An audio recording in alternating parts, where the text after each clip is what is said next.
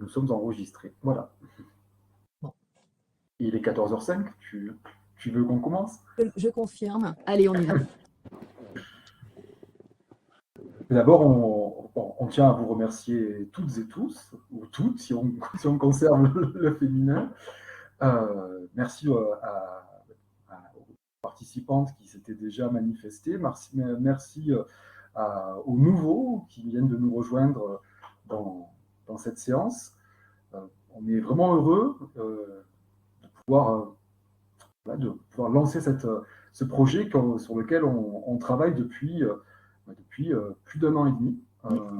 C'est vraiment c'est un projet qui nous a beaucoup mobilisé et intellectuellement, humainement, et on est ravis de pouvoir aujourd'hui le lancer et que vous soyez toutes et tous avec nous pour cette première séance. Oui, merci beaucoup. Je pense peut-être qu'on va un petit peu se présenter, hein. Donc moi, je suis Corinne François Denève. Je suis professeure en littérature française à l'Université de Bourgogne-Europe. Notez bien le Europe désormais.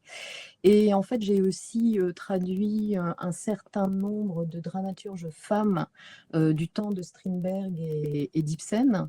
Donc j'ai quand même aussi un côté comparatiste. Et en thèse, j'ai travaillé sur l'actrice. Et je continue à faire des études actorales avec quand même beaucoup le prisme du genre. D'où l'intérêt pour ces agentes ou ces passeuses. On reviendra justement à la terminologie parce que c'est aussi quelque chose qui nous a beaucoup interrogé. Il y avait plusieurs termes possibles et puis on a tranché pour celui d'agente, même si nous, on parle souvent de passeuse, donc on glisse aussi nous dans nos dialogues, mais ce serait intéressant en fait de réfléchir encore une fois à ce terme. Nicolas, peut-être, puisque tu ne t'es pas présenté. Oui, moi je suis Nicolas Diacinos, je suis docteur en langue et littérature française, spécialiste de théâtre. J'ai travaillé surtout sur le théâtre du 19e siècle, sur l'ensemble du siècle.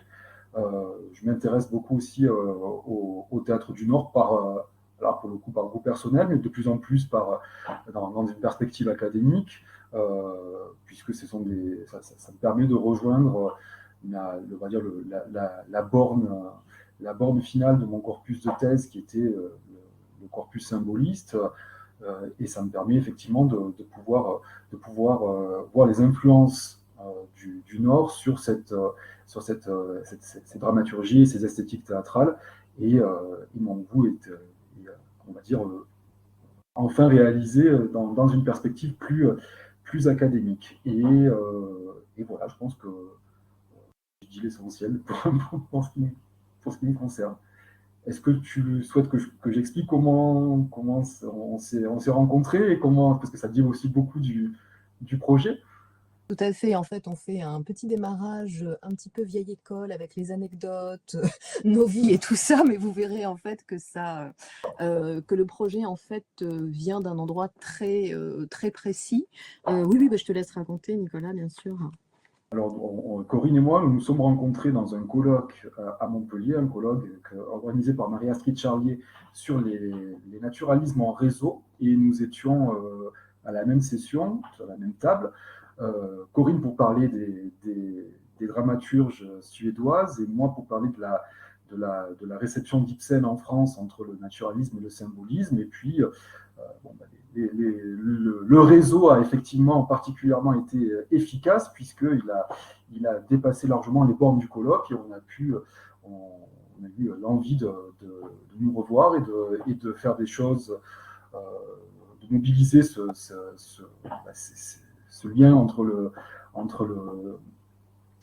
le Nord et nos problématiques respectives. Et on a eu pas mal d'idées, et finalement, celle qui nous a semblé la plus pertinente au regard de nos trajectoires respectives et puis de ce qu'on pouvait faire, c'était justement la question de ces passeuses dans les circulations théâtrales, avec une sorte de figure tutélaire sur laquelle on va revenir plusieurs fois. J'avais parlé dans ma communication à Montpellier de Pauline Alberg, qui est une autrice suédoise, qui est la première à diffuser l'Ibsen. Alors, c'est pas la première à diffuser l'Ibsen en France, mais en tout cas, c'est la première qui parle de la modernité du théâtre d'Ibsen, et on a trouvé que c'était peut-être une sorte de point nodal ou une sorte de matrice pour ce projet. Et par extension, on a décidé donc de travailler. Alors, on a songé à plusieurs formes, un colloque. Mais finalement, c'est le webinaire qui nous a semblé la formule la plus adaptée, la plus souple, et également celle qui permettait, puisqu'on était sur des questions de circulation théâtrale, de mobiliser des collègues dans toute la France, et je crois le comprendre aussi dans toute l'Europe, en tout cas dans plusieurs, au-delà des frontières françaises. Oui, alors je pense qu'on va même aller au-delà de l'Europe, hein. On va aller Oui. dans le monde entier, euh, en toute immodestie, justement parce qu'une des premières choses auxquelles on voulait être sensible, c'était l'idée qu'on ne soit pas justement européocentré. Même si en effet, il y a des questions de scope qui fait qu'on ne peut pas tout brasser et tout ça, mais d'où la question de faire appel à des spécialistes de ces champs et de ces aires. Euh, on avait aussi hésité, hein, vers la France ou de la France.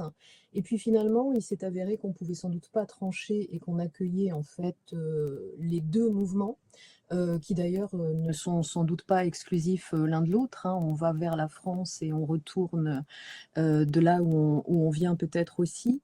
On avait aussi essayé peut-être de mettre une périodisation et puis on l'a très vite laissé tomber également.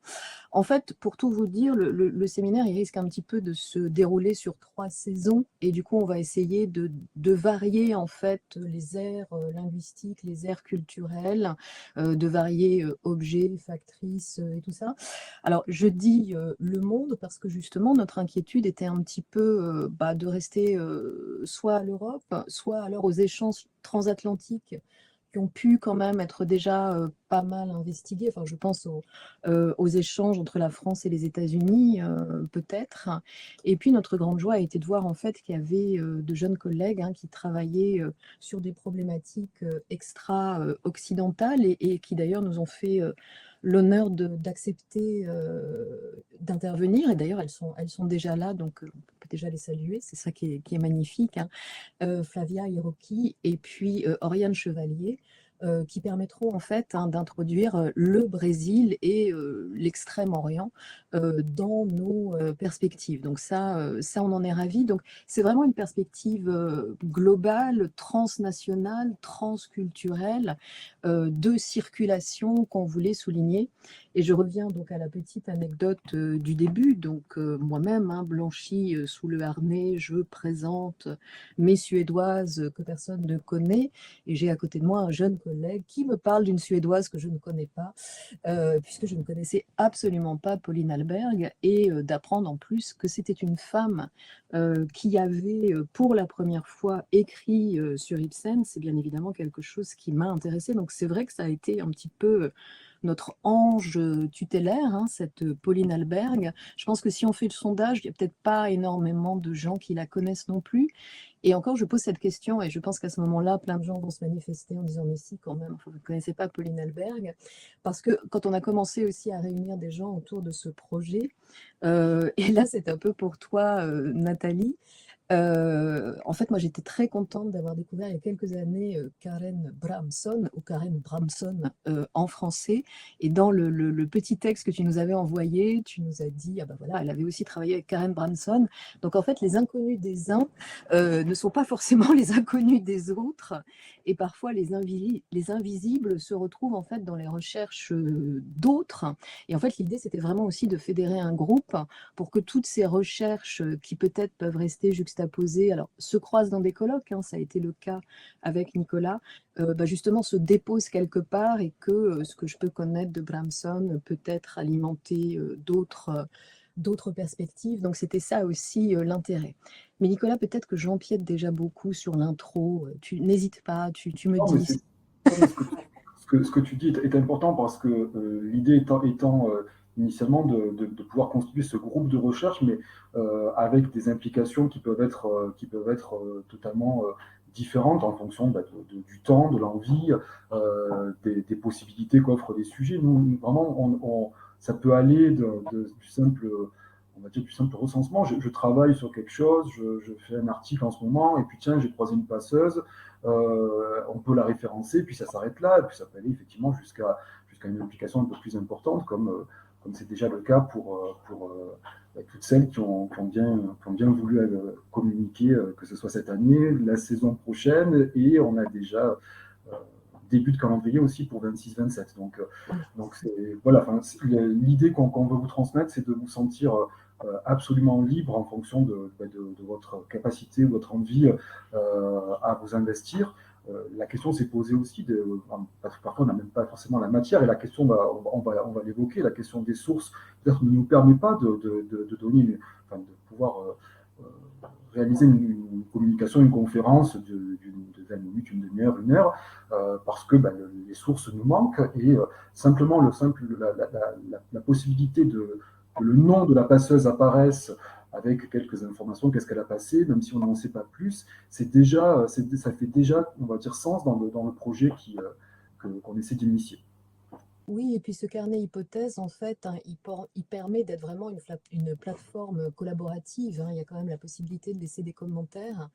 Et je pense en fait qu'il y a toujours cette idée que quand on travaille sur quelqu'un, enfin, on l'a croisé dans un autre travail. Donc je pense qu'il y a des choses comme ça qui peuvent se déposer. Et ça peut même être l'occasion de questions, c'est-à-dire de gens qui partent en quête d'une invisible, puisqu'on sait bien en travaillant sur les invisibles en fait que ce sont les sources, les traces, les archives qui manquent. Alors peut-être pas qui manquent, mais qui en tout cas ne sont pas rassemblées, qui ne sont pas collectées, et qui ne permettent pas de visibiliser la personne parce qu'elle n'a pas un fond d'archives à son nom.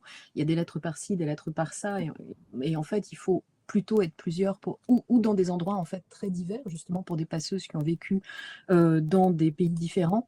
Et donc l'idée, ça serait justement, hein, avec les formidables outils numériques, de pouvoir justement croiser des sources qu'on trouve peut-être aux États-Unis, des sources qu'on trouve au Brésil, hein. Flavia est en train de travailler vraiment sur des sources là-bas également, et que, en effet, on fasse avancer une sorte de répertoire. Moi, je vous parlerai bientôt de Yorscaz. Yorscaz, j'avais fait un article dessus il y a 2 ans.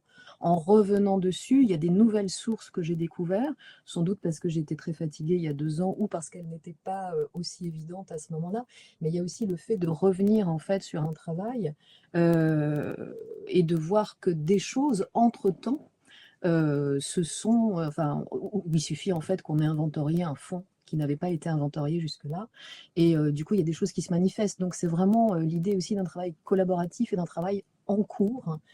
Pour l'instant, sur 3 saisons, hein. On a évidemment pris saison pour qu'il y ait le côté un petit peu théâtral. Mais voilà, c'est vraiment l'idée que ce soit collaboratif et en fait implémenté de façon régulière. Et anarchique si vous le voulez, ou pas anarchique si vous préférez.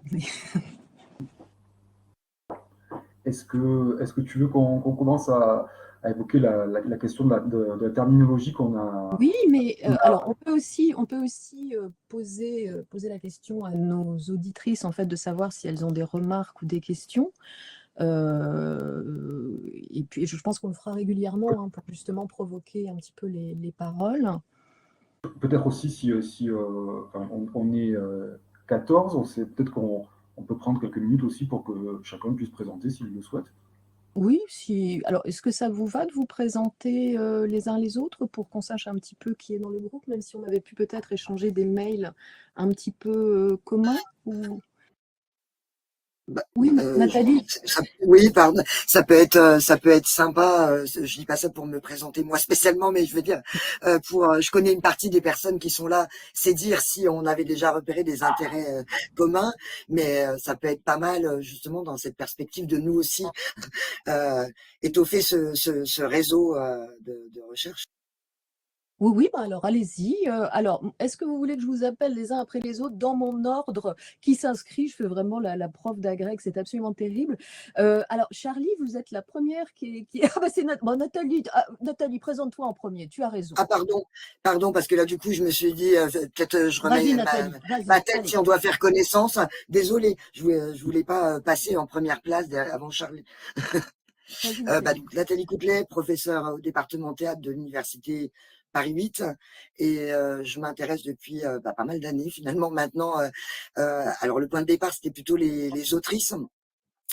Au théâtre et je déroule mon fil depuis mes autrices. Donc je me suis intéressée au réseau féminin et féministe, pas mal, mais aussi aux metteuses en scène et actuellement aussi aux directrices. On organise un colloque avec Hélène qui est là et auquel participera Corinne, qui s'appelle Les Patronnes, donc sur les directrices du spectacle vivant. Donc voilà, ce qui m'intéresse sont toutes les formes d'invisibilisation des femmes dans le champ du spectacle vivant. Et moi aussi en partie cirque, café-concert, musical, pas que le théâtre au sens strict. Oui, oui, hein, justement, c'est aussi l'occasion de dire qu'on a pris spectacle vraiment dans le sens large et sans faire de distinction entre legitimate et illegitimate, comme disent les anglophones, hein, et d'englober. Alors, c'est Camille Paillet à une table ronde sur le cabaret qui a dit, moi, je travaillais sur les plus bas du bas des danseuses, c'est-à-dire les danseuses de cabaret, comme s'il y avait une hiérarchie en fait implicite, hein, dans les femmes de spectacle. Sarah Bernard en haut et puis les autres en bas. Alors peut-être qu'Yvette Guilbert monte un peu, on ne sait pas. Mais nous, en tout cas, l'idée, c'était vraiment qu'il n'y ait pas du tout de hiérarchie populaire, savant, légitime, pas légitime, highbrow, lowbrow et tout ça. Et que, en fait, ça a incorporé aussi, j'allais dire, les arts de la performance, en fait, et aussi la performance elle-même, c'est-à-dire le jeu des actrices, hein. Le jeu des actrices peut être un objet, un motif de transfert culturel qui va d'un pays à l'autre, d'une ère culturelle à l'autre. Peut-être que la notion d'ère culturelle et linguistique est meilleure. Et c'est en ce sens, hein, d'ailleurs, Sabine Chaouch, qui est là, va peut-être aussi proposer quelque chose sur ces jeux d'actrices ou d'acteurs, ou ces transferts de répertoire, hein. On verra aussi avec toi, Sabine. Et puis pour le coup, il y a Florence Philippi qui nous parlera aussi de transfert. Et Nicolas, si je ne me trompe pas, sur Casares ou sur des transferts aussi, c'était possible en fait qu'on ait des transferts entre l'Espagne et la France. Oui, oui, oui. Oui. Et je peux compléter ce que tu dis aussi, bien sûr, un répertoire, un jeu, mais aussi finalement une pensée du théâtre. Enfin, très rapidement l'évoquer, mais le fait que le cours de littérature dramatique de Schlegel ait été traduit par une femme, c'est un exemple ponctuel, mais finalement ça rentre aussi dans notre réflexion, l'œuvre, les techniques, mais aussi les pensées sur le théâtre, leurs transferts peuvent rentrer dans notre champ d'études. Oui, parce que Nathalie évoquait les autrices. Et en fait, il y a aussi l'idée, hein, que autrice, actrice, en prenant ça dans tous les sens, en fait, que ces femmes ne sont pas seulement des passeuses interprètes, mais qu'elles sont aussi porteuses d'une pensée du théâtre, voire qu'elles ont aussi rédigé des traités de théâtre, et que donc, en fait, on restitue aussi l'ensemble de leurs gestes, hein. Alors, qui sont parfois difficilement retraçables, puisqu'il faut aller chercher dans les journaux des choses comme ça, mais ça en faisait partie. On est déjà en train d'interrompre la présentation, Nico. On est vraiment indisciplinés quand même, hein. Ces gens qui travaillent sur le théâtre, ça part dans tous les sens. C'est insupportable, c'est insupportable. Merci beaucoup, Nathalie. Et donc, Nathalie, toi, tu interviendras aussi. Et alors, c'est quelque chose d'intéressant puisque tu interviens plus sur une structure ou Oui, déjà un réseau, hein. Ouais, ouais. un réseau, oui, oui, oui. Bon, alors, on laisse, il y a un teasing Ah, incroyable. oui, non, mais je veux bien en dire deux mots, mais je voulais pas prendre sur le temps Non, mais d'aujourd'hui. allez-y, c'est important aussi qu'on puisse D'accord. communiquer. Alors, ça sera sur un réseau qui s'appelle le Lyceum Club International, donc qui a été fondé à Londres, mais moi, je vais plus m'intéresser au Lyceum Club de Paris, et qui est effectivement un réseau de femmes qui milite aussi bien pour le suffrage féminin que pour la promotion des femmes artistes dans différents champs. Et donc effectivement, c'est à la structure et à la façon dont cette structure a pu être une passeuse. Moi, j'aime bien l'idée de j'ai gardé les passeuses. Ouais, J'aime ouais. bien. Je sais pas, peut-être ça faisait quoi mes patronnes, j'en sais rien. C'est possible, Voilà. ouais. Voilà, c'est cette idée de voir comment ça s'organise. et comment ça a marché ou pas, parce que c'est vrai qu'on s'est rencontrés aussi à quelque chose, enfin, c'était sur les réseaux, et en fait, finalement, moi, je venais montrer que ça n'avait pas marché, que ça n'avait pas pris, en dépit des reconstructions peut-être un petit peu iréniques, qui est la sororité, les réseaux de femmes, on essaye de monter et tout ça, et en fait, ça n'a pas marché. Mais c'est aussi l'occasion d'en parler, en fait, hein, et de pas faire d'illusions rétrospectives non plus sur ce qu'a été en fait cette entreprise. Je trouve que les échecs sont tout aussi significatifs que les réussites. Je ne suis pas Beckettienne pour rien non plus. Donc voilà, bah, merci beaucoup Nathalie. En tout cas, alors je n'ose plus donner la parole, mais allez-y, faites comme vous, présentez-vous comme vous voulez. Ou alors Nicolas, c'est toi qui gères. Ah, Charlie ne peut Oh, pas. Alors, Charlie. Charlie, bah, Nicolas, tu présentes peut-être Alors, ben oui, Charlie. je vais Il bien n'y a pas de présenter Charlie, micro, il n'y a puisque aucun problème, Charlie. je la connais personnellement. Donc, Charlie, vous êtes doctorante donc, en études théâtrales à l'Université d'Avignon, sous la direction de Paola Anzini. Charlie travaille sur le théâtre jeune public. Donc, je me permets de lire la suite de sa présentation. La question du genre n'entre pas en compte dans mes travaux actuels, mais me semble importante à observer dans le cadre du off, avec de nombreuses metteuses en scène qui font découvrir leur travail et restent malgré tout dans l'ombre, et de nombreuses femmes aussi qui permettent de faire fonctionner l'immense structure qu'est le festival. Donc, peut-être Ah bah que oui. pour une communication future, Charlie, Oui, en plus, si- alors, ouais, c'est super intéressant et ça fait un petit peu écho au colloque de Nathalie et Hélène sur les patronnes. Et puis, ça fait écho aussi à toute cette réflexion de la Société d'histoire du théâtre autour des petites mains et tout ça. C'est-à-dire, que font les femmes au théâtre? Elles ne sont pas seulement maquilleuses, ouvreuses et tout ça.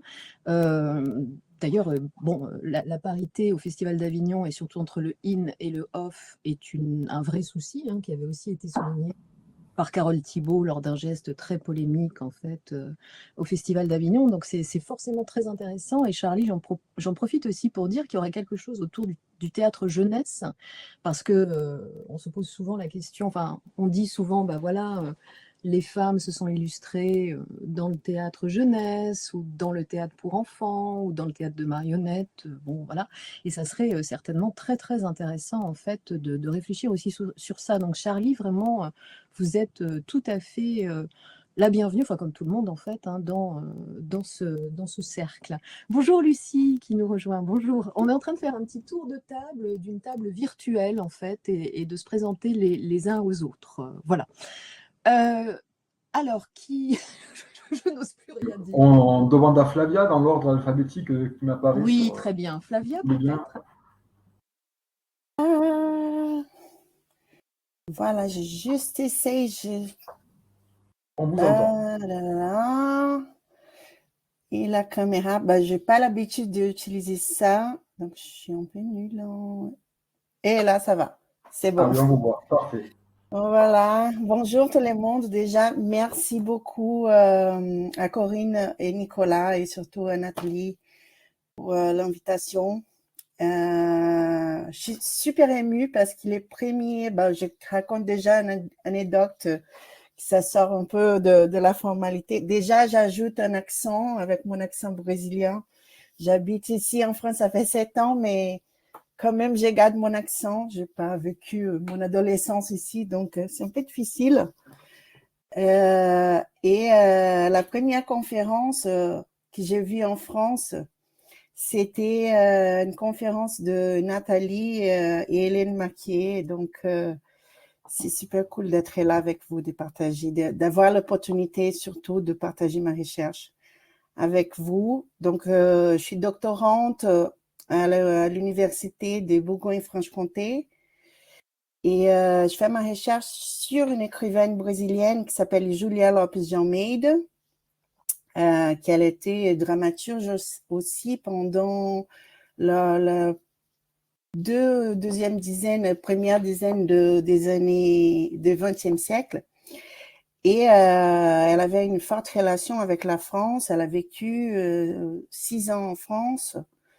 Et au début de ma recherche, c'était de trouver des traces, des réseaux pendant l'époque qu'elle a vécu en France, parce que il y a plein de recherches sur sa vie, mais il y a une espèce de trou en vide pendant ces moments qu'elle a vécu ici en France. Bah, je n'ai pas trouvé grand-chose. Voilà, comme Corinne l'a dit, il y a deux pistes, mais complètement séparées, une espèce de puzzle.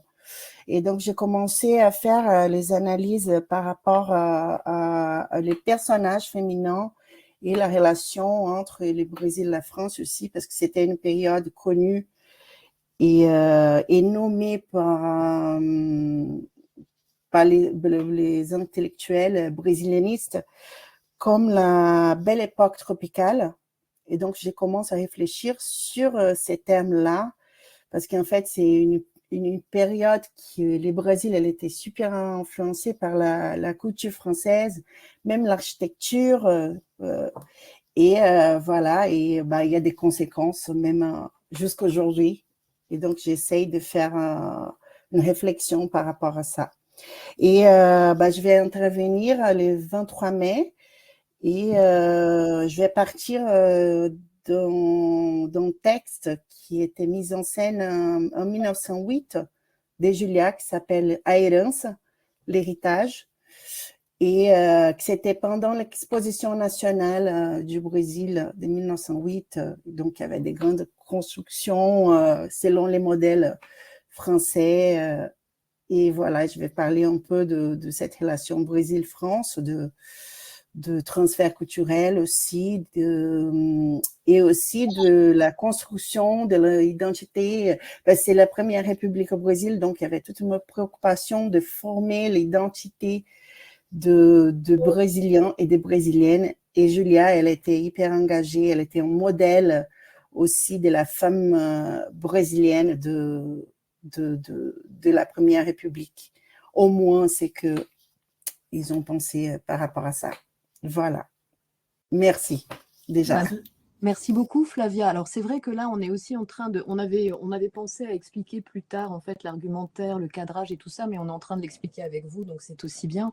Il est sûr aussi hein, que le séminaire, il est interdisciplinaire parce qu'il mêle aussi hein, les apports des sciences sociales et puis la question, en fait, de l'histoire culturelle, ce que vous avez évoqué, Flavia, avec l'idée qu'il y avait en plus une république en train de se construire avec des modèles qui se cherchent, ce qui est un petit peu la même chose hein, quand on est dans la Suède des années 1870, où en effet on essaye d'établir un répertoire national avec des États-nations qui sont en train de se créer, et il y a un modèle culturel qui est le modèle français, alors aussi le modèle anglais, aussi le modèle allemand, ce qui explique aussi ces transferts. Et bon, bah, il y a l'intérêt peut-être de ce soft power au féminin, alors sans faire d'essentialisation et tout ça, mais de voir en effet qu'il y a sans doute plein de femmes qui se sont mis en fait en charge de ces transferts-là, hein, parce que, alors on insiste en effet sur les agentes, les passeuses, on va revenir à ces questions quand même de termes, mais il y a aussi en effet les transferts eux-mêmes qui sont extrêmement ancrés dans des contextes très précis, et puis les objets aussi, hein, à voir aussi si les objets se transforment. Quand on va chercher en fait un répertoire quelque part et qu'on le transfère en France, est-ce qu'on l'adapte, est-ce qu'on le traduit, est-ce qu'on le censure, il y a aussi toutes ces choses-là qui peuvent être mises en lumière. Mais je parle trop parce que le séminaire dure 2 heures et là sinon à 19h on y est encore et on va chercher l'apéro. Donc je ferme mon micro, c'est les causeuses, c'est le vendredi après-midi des causeuses. Vas-y Nicolas, reprends la main, sinon on n'y arrivera pas. Dans la suite, c'est Hélène qui est dans ma liste.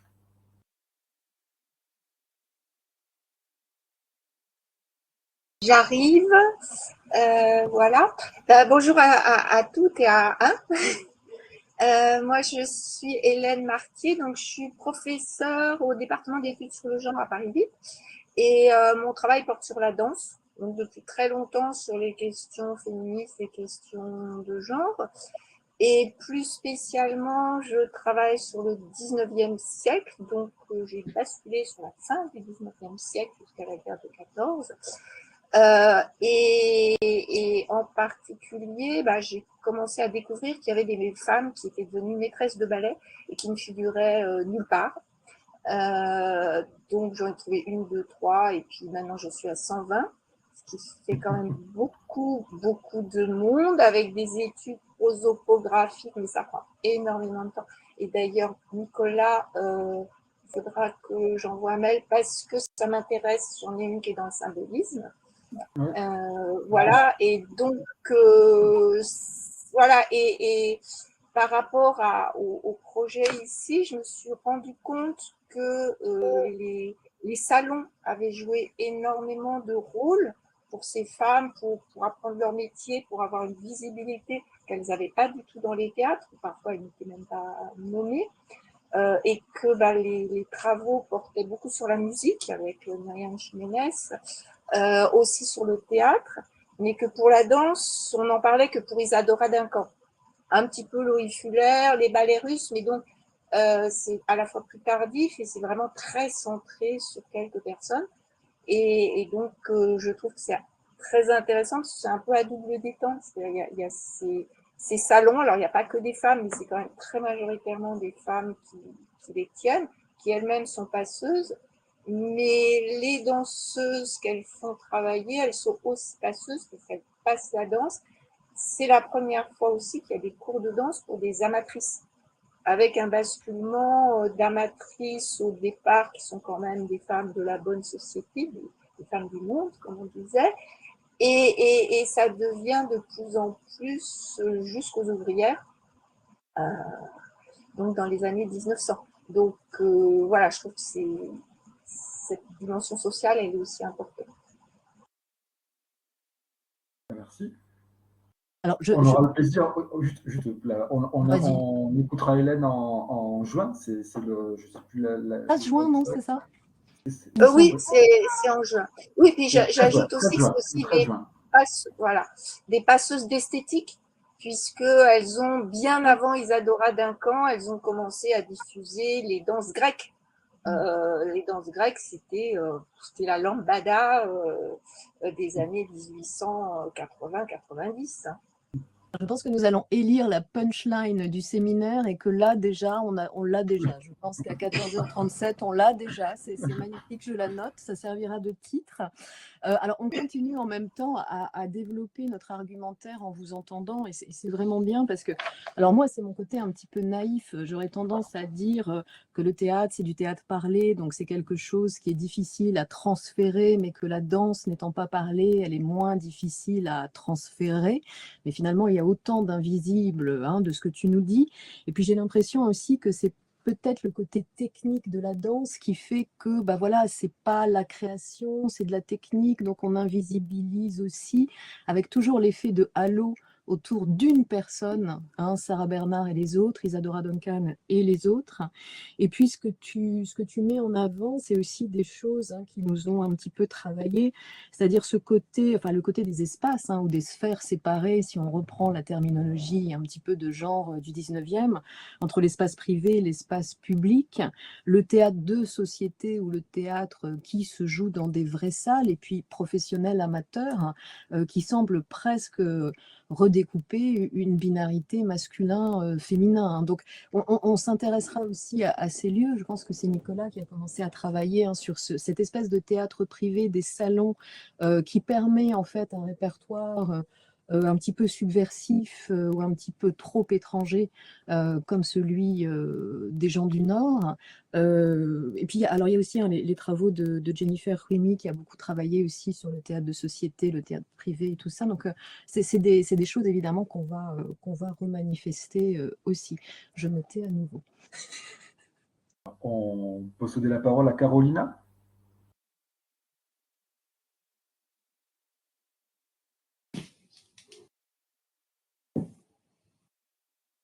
Non. Peut-être des problèmes de micro. Ou alors à Léa.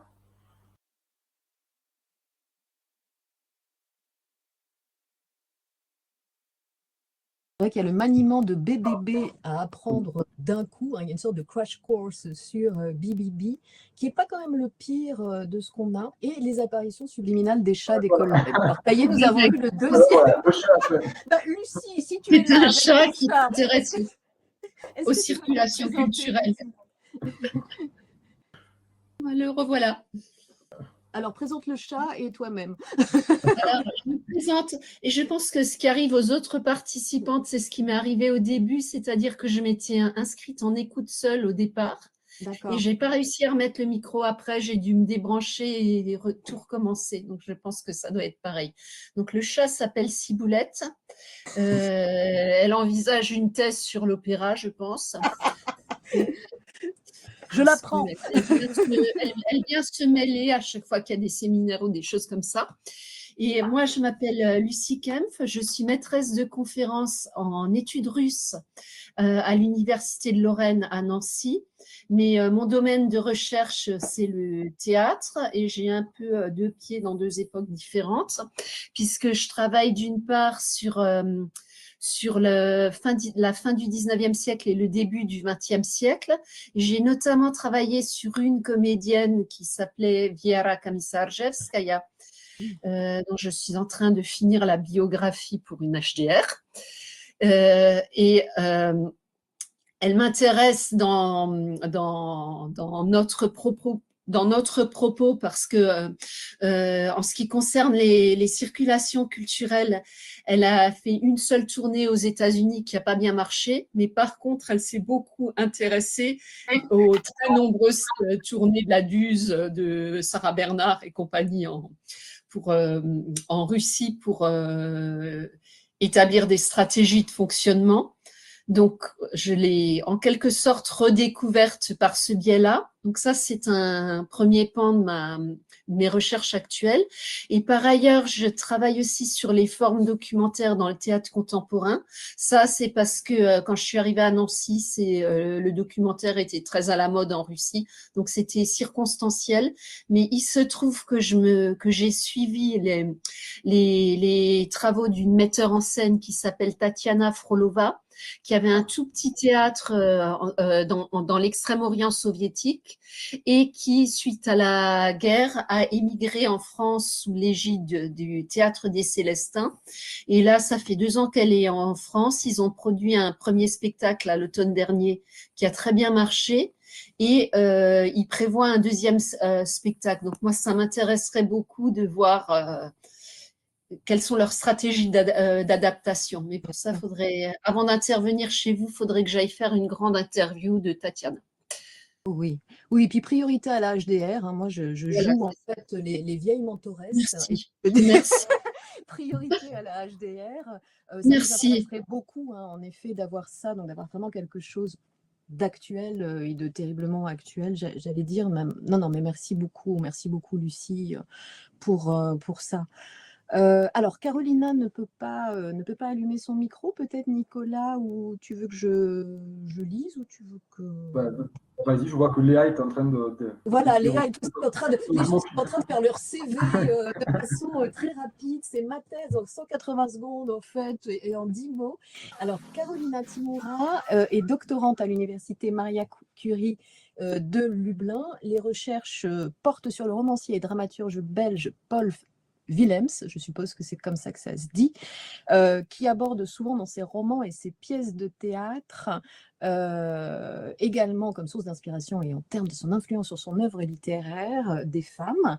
Et donc voilà, c'est l'occasion de la venue de Carolina. Bienvenue, vraiment Carolina, on est ravis de vous avoir. Et en effet, Léa Picot aussi. Ah, Renata, bonjour Renata. Oui, merci, bonjour tout le monde. Carolina est ma doctorante, je suis professeure à l'université Marie Curie Skłodowska à Lublin en Pologne et justement elle travaille sur Paul Willems, un auteur belge, et pour certaines parties de sa thèse, elle travaille sur les femmes. Donc, on a pensé que ça pourrait être intéressant pour nous. Moi, j'ai jamais travaillé sur cette question, mais c'est juste une partie de sa thèse parce que elle va se concentrer plus sur le réalisme magique et l'éco-poétique en quelque sorte de Paul Willems. Voilà. Mais je trouve que c'est intéressant, donc peut-être on va continuer pour les prochaines sessions. En tout cas, on est vraiment ravis de vous avoir, hein. N'hésitez pas aussi si vous avez même des idées ou des passeuses polonaises qu'on ne connaît pas, et sans forcément faire d'intervention et tout ça, hein, mais ça nous fait des noms et des références aussi, et on serait vraiment ravis. Ok. Merci beaucoup. C'est Loubna de l'Université de Grenade qui nous a passé le lien. Super, super. Merci beaucoup. Merci beaucoup. Ok, merci beaucoup. Merci. Alors, je vais lire ce que nous a écrit Léa. Donc, Léa, dont on ne verra pas le chat. Ouais, on est déçus. On est déçus. Pas oublié. Donc, elle est doctorante donc, en littérature comparée à l'Université de Bourgogne-Europe. Donc, et elle travaille sur la danseuse contemporaine avec un corpus qui mêle des œuvres de fiction, des bibliographies de danseuses et des solos chorégraphiques à caractère autobiographique. Donc, la question du genre est au cœur de ses recherches et elle étudie la recréation, la réappropriation du personnage de la danseuse, ce qui passe très souvent par une mise en valeur du matrimoine, mais aussi par une émancipation. On fait de grandes figures historiques qui monopolisent souvent les espaces et discours pour trouver de nouvelles façons de prendre la parole, de se mettre en mouvement. Voilà. Alors, je fais ma presse, la thèse d'abord, mais Léa, hein, si vous avez aussi des idées de passeuses, des noms, n'hésitez pas, hein, bien sûr. Marianne, peut-être, dans la liste. Oui, merci Nicolas. Alors écoutez, moi je suis vraiment embêtée parce que je n'aime pas parler sans pouvoir montrer ma trombine, mais malheureusement je n'y parviens pas. Je sais pas pourquoi. Tu veux qu'on mette une photo de Sarah Bernard ou de Eh ben voilà, ça m'irait. Non, parce que ma webcam est soi-disant introuvable. Alors sur Zoom, ça fonctionne très bien. Je ne sais pas pourquoi. Sur Bibibi, ça ne fonctionne pas. Je ne sais pas pourquoi. Bon, je suis navrée. Alors, je suis donc Marianne Bouchardon. Je suis professeure de littérature française à la Sorbonne. Et Corinne et Nicolas m'ont fait effectivement l'amitié de me proposer d'intervenir dans le cadre de ce séminaire. Corinne, je la connais depuis longtemps.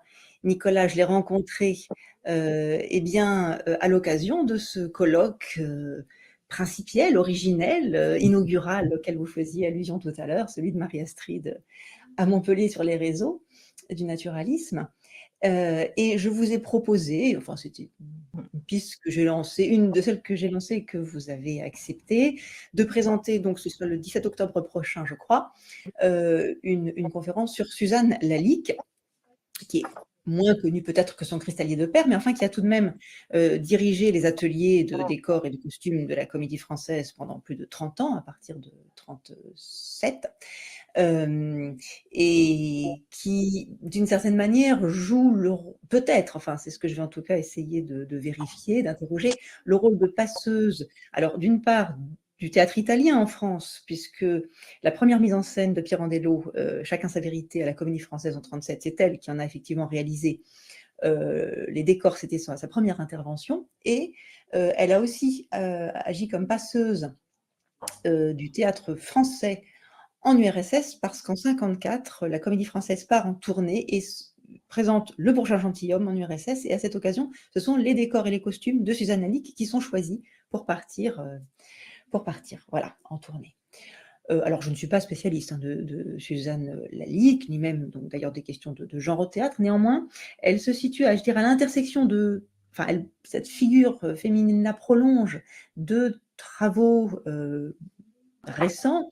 D'une part, m'intéresser à Suzanne Lalique, ça me permet de prolonger un petit peu le travail auquel Corinne avait apporté sa contribution, à savoir la journée d'études que nous avions organisée avec ma collègue Françoise Simonet-Tenant l'année dernière à la Comédie Française, qui portait sur Édouard Bourdet, Édouard Bourdet étant l'administrateur général de la Comédie Française, qui a nommé Suzanne Lalique, qui l'a fait entrer dans cette grande institution. Et en même temps, ce travail va aussi prolonger une communication que j'avais présentée dans le cadre du colloque qui avait eu lieu il y a 1 an ou 2, organisé par Florence Nogrette, Florence Philippi et Sylvain Léda, intitulé Voix d'or et petites mains, et pour lequel je m'étais intéressée aux conditions de travail des couturières de théâtre du Second Empire à la Première Guerre mondiale. Voilà. Donc finalement, cette figure s'inscrit un petit peu dans la continuité de quelques-uns de mes travaux, et je vous remercie de me donner l'occasion du coup de m'y intéresser de plus près.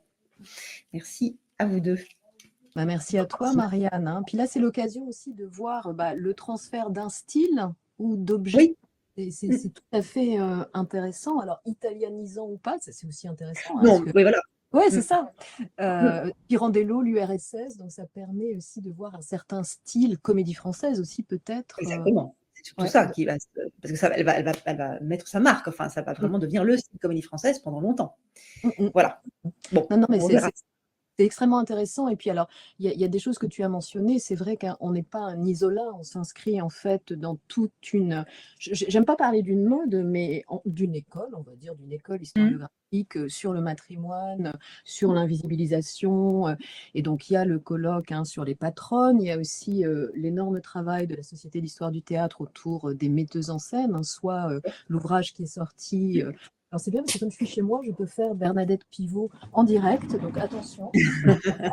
Et hop, voilà, je vous le fais en direct pour ceux et celles, mais en fait je pense que tout le monde le connaît ici, donc voilà, c'est une somme absolument merveilleuse. Il vient juste de paraître, je crois, Voix d'or et Petites Mains en plus à la SHT. Donc, non, il va paraître, parce que j'ai encore apporté quelques micro-corrections il y a 3 jours, donc c'est qu'il n'est pas encore annoncé. Léonore est revenu me chercher pour une note de bas de page. Bon, donc je pense qu'il va paraître très très vite.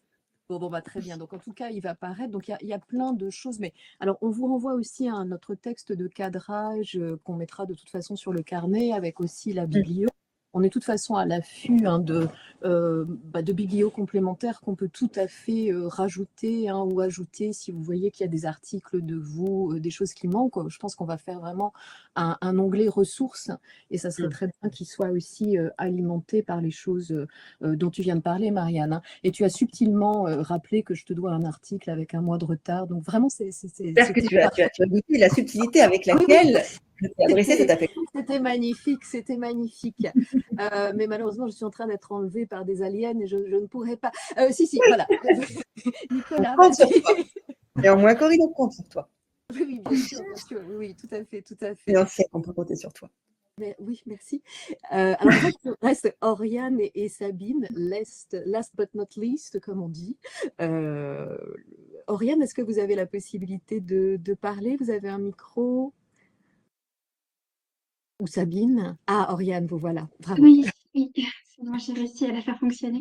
Bonjour à toutes et à tous et merci pour l'organisation de ce webinaire auquel je suis très contente de participer. Alors moi, je suis doctorante en littérature comparée à l'Université Clermont-Auvergne sous la direction d'Yvan Daniel. Et ma thèse s'intitule Passeuse d'Est en Ouest. Donc voilà, je pense que je suis au bon endroit. Mais j'utilise pas seulement la notion de passeuse, même si c'est assez important pour moi. La notion d'agente me semble particulièrement intéressante pour les femmes sur lesquelles je travaille. Et j'ai aussi utilisé le terme d'ambassadrice parfois. Donc je pense que on peut être assez on peut s'adapter selon le contexte.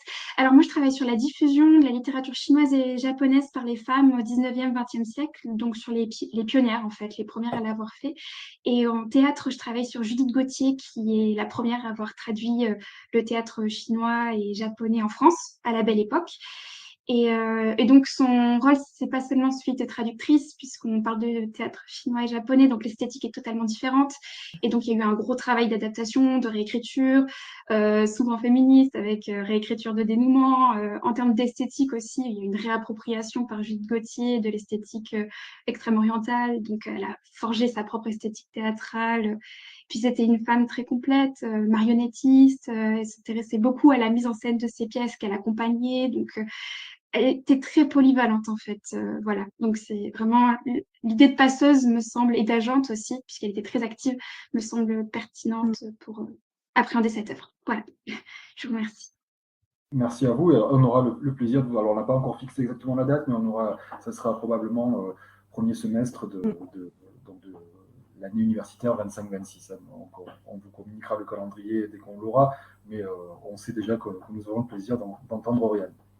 Oui, et puis alors pour le coup, je pense qu'on vous sollicitera aussi pour ces questions de terminologie, si en plus ça fait partie de votre discrimination de début de thèse, passeuse, agente, ambassadrice, je pense que ça serait intéressant qu'on ait justement un petit topo écrit par vous pour préciser ces notions ou ces outils.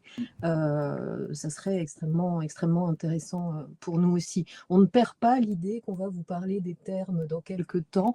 On a fait un PowerPoint pour ça. Enfin, c'est Nicolas qui l'a fait, mais voilà. Donc voilà. Merci beaucoup, Oriane, en tout cas. Et donc, Sabine, si vous... On est ravis d'avoir. Donc, attendez, ah, voilà. Donc, Voilà. bonjour à toutes et à tous. Donc, je suis Sabine et j'ai fait surtout des recherches sur le jeu de l'acteur. Alors, il n'existe pas en français un terme comme en anglais actor qui serait neutre, mais donc c'est surtout sur le jeu de l'acteur et curieusement sur les femmes, parce que les actrices sont souvent distinguées par un style particulier. Et donc, leur style a été décrit dans la presse, donc j'ai surtout travaillé sur ce sujet. Et je m'étais intéressée aussi il y a une dizaine d'années sur le corps des femmes, le corps en spectacle. Et c'est peut-être le corps quelque chose qui pourrait être exploré parce que je pensais, enfin l'un de mes rêves il y a quelques années, c'était d'explorer le genre du burlesque. Et peut-être qu'il y aurait quelque chose là à fouiller au niveau de comment on a passé des styles de présentation du corps sur scène. Donc c'est quelque chose peut-être que j'aimerais explorer. Et aussi par rapport à mon expérience passée dans le milieu universitaire anglais et aussi en Asie du Sud-Est. Donc là, j'essayerai de voir s'il y a peut-être du côté de l'Asie du Sud ou du Sud-Est, il y a des choses qui ont été passées justement. Il y a eu des passeuses qui ont permis à aux arts du spectacle, par exemple, d'Asie du Sud-Est ou la danse indienne, par exemple, à être importée en France. Voilà. Très bien, merci beaucoup. Merci. Alors, je vais essayer peut-être de charger le PowerPoint. Voilà.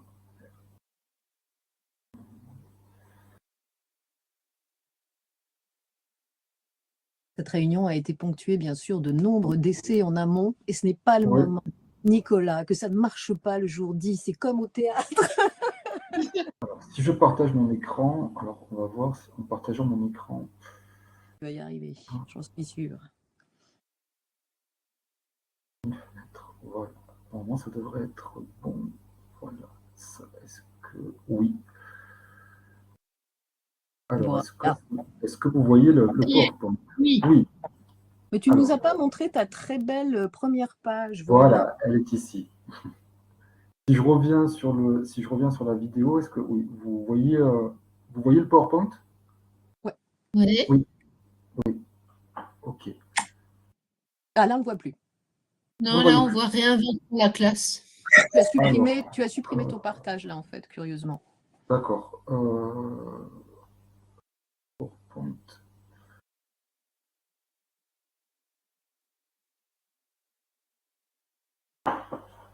Voilà, c'est bon.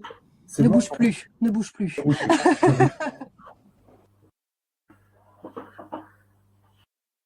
Alors, peut-être bon, ça c'était la fameuse première page. Je descends donc à la question des termes, puisque c'était Oriane qui nous avait qui a commencé à évoquer cette question qui a été une difficulté, mais qui finalement a été une difficulté féconde dans le sens où on a eu ce doute, et même on l'a encore, on a, comme tu le disais, Corinne, on va dire cette fluidité de passer de la passeuse justement à la jante, avec toutes les autres possibilités qui sont indiquées, auxquelles il faudra rajouter également l'ambassadrice. On retient le terme. Pourquoi on a choisi agente?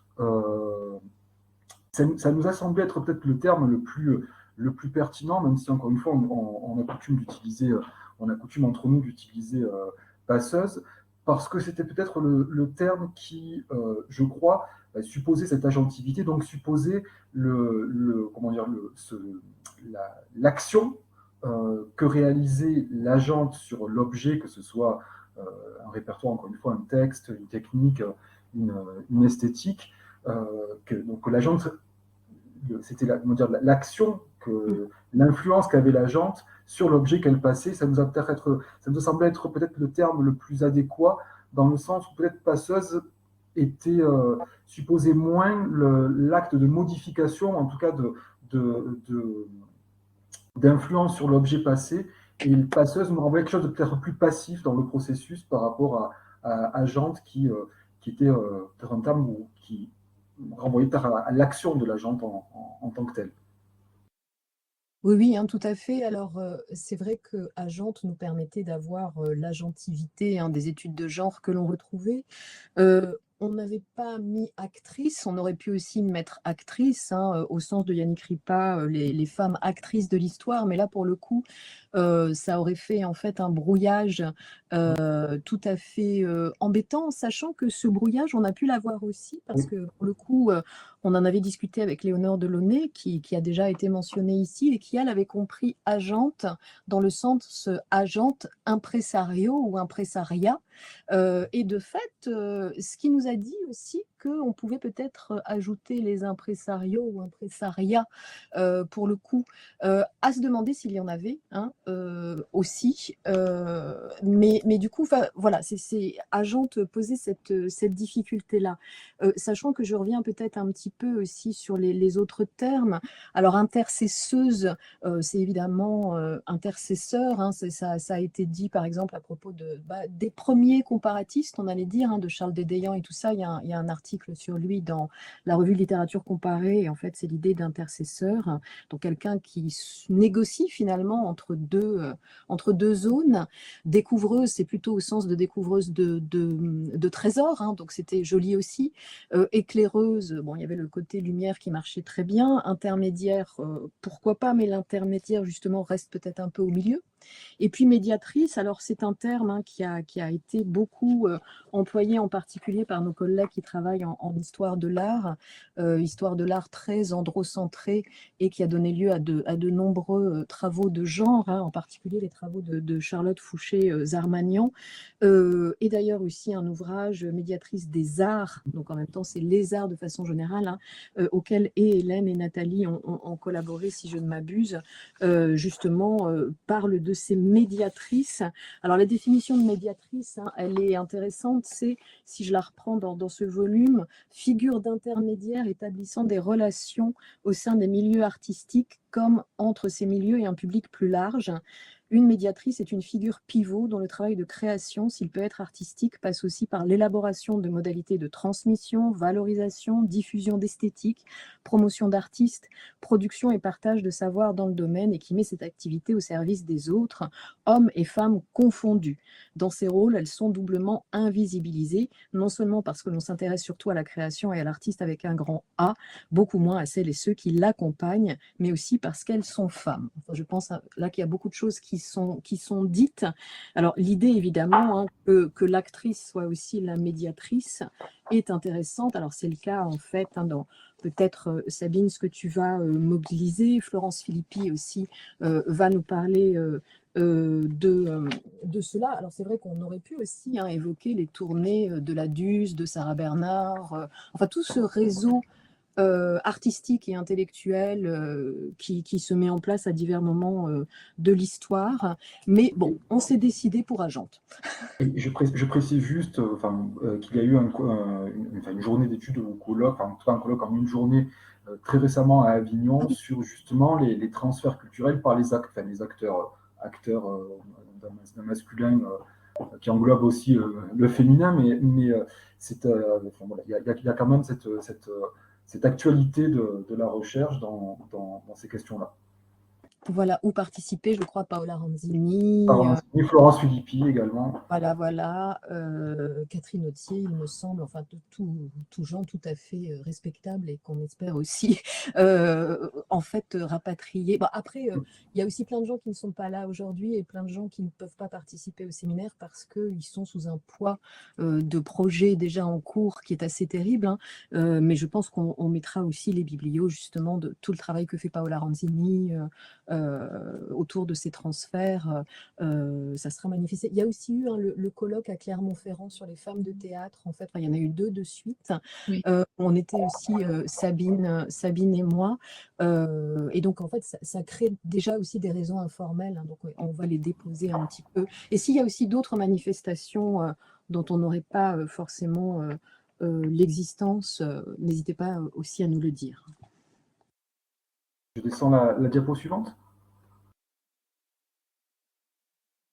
Alors l'idée là simplement encore une fois c'était un petit peu voilà, est-ce qu'on s'intéresse justement à ce que j'ai appelé des factrices parce que ça me faisait rire en fait d'avoir cette idée de messages transmis par des jeunes femmes. Est-ce que ce sont en tout cas des individus isolés ou est-ce que c'est des questions de réseau? Donc évidemment on va et Flavia et d'autres gens nous l'ont déjà dit, on va forcément penser transfert culturel, hein, dans le droit fil d'Espagne ou de Villefert-Portal, mais aussi des questions de circulation, des questions de réseau. Donc, tous les travaux de Marie-Astrid Charlier sont très importants à ce point de vue. Il y a aussi la notion de constellation, hein, qui a souvent émergé en histoire de l'art et dans une histoire assez récente. Il y a un numéro de GLAD sur le sujet qui est tout à fait intéressant. C'est peut-être des réseaux un petit peu moins formels ou des réseaux un petit peu plus fantasmés que réels, hein, des constellations. Et puis, il y a cette idée d'une certaine fonction groupe sur laquelle Laurence Giavarini a beaucoup travaillé, hein, par rapport à la fonction auteur, l'idée de la fonction groupe. Donc, en fait, on imagine des collectifs qui se créent ou que l'on crée pour justement faire circuler ces choses, avec l'idée aussi du salon, hein, dont on a déjà parlé et que Nicolas va évoquer un petit peu plus peut-être. Ensuite, alors on voulait évoquer avec vous la question de la visibilité. Alors, on aurait été tenté, et on l'a dit même plusieurs fois, que ces femmes, ces passeuses, ces agentes, appelons-les comme on le souhaite, que ces femmes auraient été des invisibles. Mais mon premier contact avec elles, bien avant de travailler sur ces questions-là avec Corinne, me laisse entendre que cette réalité n'est pas forcément toujours le cas, dans la mesure où, dans le cadre de ma thèse, j'avais travaillé sur le théâtre romantique et sur une passeuse du théâtre allemand qui a pu justement pouvoir influer la création romantique en France, c'est Madame de Staël. Et dans un autre type de travail, dans l'édition, je participe à l'édition des textes de presse de Georges Sand, et j'ai eu la charge des articles concernant majoritairement le théâtre, et L'essai sur le drame fantastique de Sand est un article dans lequel elle fait la promotion, elle fait découvrir le théâtre de Mickiewicz, en tout cas une pièce de Mickiewicz, qui, bon, c'est pas la première à en parler, mais en tout cas c'est la première à en parler d'un point de vue dramaturgique et à l'envisager sur des questions vraiment de théâtre, même si le texte n'a pas vocation à être joué, alors que les quelques recherches que j'ai pu effectuer dans la presse à cette époque-là démontraient que les autres articles de presse beaucoup plus brefs, d'ailleurs que celui de Sand, l'envisageaient comme un poème. Donc c'est tout ça pour dire que finalement, cette question de ces passeuses invisibles, elle est à nuancer dans le sens où mes premiers contacts avec la question démontrent que certaines passeuses, au contraire, ont fait bénéficier de leur propre visibilité à une esthétique, un genre, une œuvre qui n'était pas aussi visible qu'elle. Donc c'est une question qui est vraiment à envisager, cette question du rapport de visibilité entre la passeuse et ce qu'elle entend faire circuler. C'est la question de la visibilité n'est pas aussi tranchée que ce qu'on pourrait voir, même si effectivement ce qu'on va vous proposer un petit peu plus tard sur le théâtre du Nord, laisse entendre que majoritairement, certaines passeuses sont effectivement plutôt des grandes invisibles. Oui, alors ça me fait penser en fait très très rapidement un petit peu, là on va parler d'un chantier à toi aussi Lucie, hein, le numéro autour de Slava Occitania en fait, où en fait tu as rappelé un article de Catherine Géry que moi j'ai découvert en fait hein, sur une histoire du texte féminin de la littérature russe est-elle possible, où en fait c'était très intéressant en fait, hein, parce que cette idée de visibiliser et tout ça, ça va avec des approches qui sont parfois peut-être pas forcément scientifique, tant on essaye de chercher l'invisible et de dire qu'il y a eu des invisibles. Hein, et je reprends les termes. Souvent, il y a eu l'exaltation, la déploration, l'inclusion, l'alternative, la déconstruction. J'aime bien en fait cette réflexion un petit peu constructive autour du dogme de l'invisibilisation pour montrer en fait que c'est pas aussi simple. Et alors peut-être aussi qu'il y a cet effet de halo hein, dont on parlait tout à l'heure, c'est-à-dire qu'il suffit qu'il y ait deux femmes exemplaires et qu'on oublie un petit peu les autres. En tout cas, on n'est pas du tout dans un truc un petit peu de déploration en disant il n'y a que des invisibles et que des méchants hommes partout. Regardez, en plus, on a Nicolas avec nous, donc on ne peut pas le dire comme ça. En tout cas, voilà, c'était un petit peu notre précaution épistémologique aussi au début. Et puis, alors pour le coup, c'est quelque chose qui s'est dit avec Laurence Giavarini hier lors d'un autre séminaire sur l'écriture de l'histoire littéraire que je co-dirige à Dijon, c'est qu'on visibilise des invisibles en disant elles ont été les premières à faire ça, et ce faisant, on invisibilise d'autres en fait. Donc il y a vraiment plein de précautions en fait à prendre dans le geste. Hein. Et l'idée, nous, était un peu justement de faire un recensement qui n'écrase pas les précédents modèles et qui laisse les autres visibles. Hein. C'était ça aussi un petit peu. Est-ce qu'on peut aller vers le nord Mais oui, allons vers le nord. Lançons-nous vers Allons le nord. vers le nord. Il commence à pleuvoir, de toute façon. Eh bien, écoute, peut-être que. Alors, est-ce que tu voulais nous parler de Léonie Bernardini? Comment tu veux qu'on. Oui, alors bon, c'est juste des petites idées comme ça. En fait, on a prévu de vous parler un petit peu comme ça de cas d'études qui peuvent nous permettre d'entrer un petit peu dans la matière.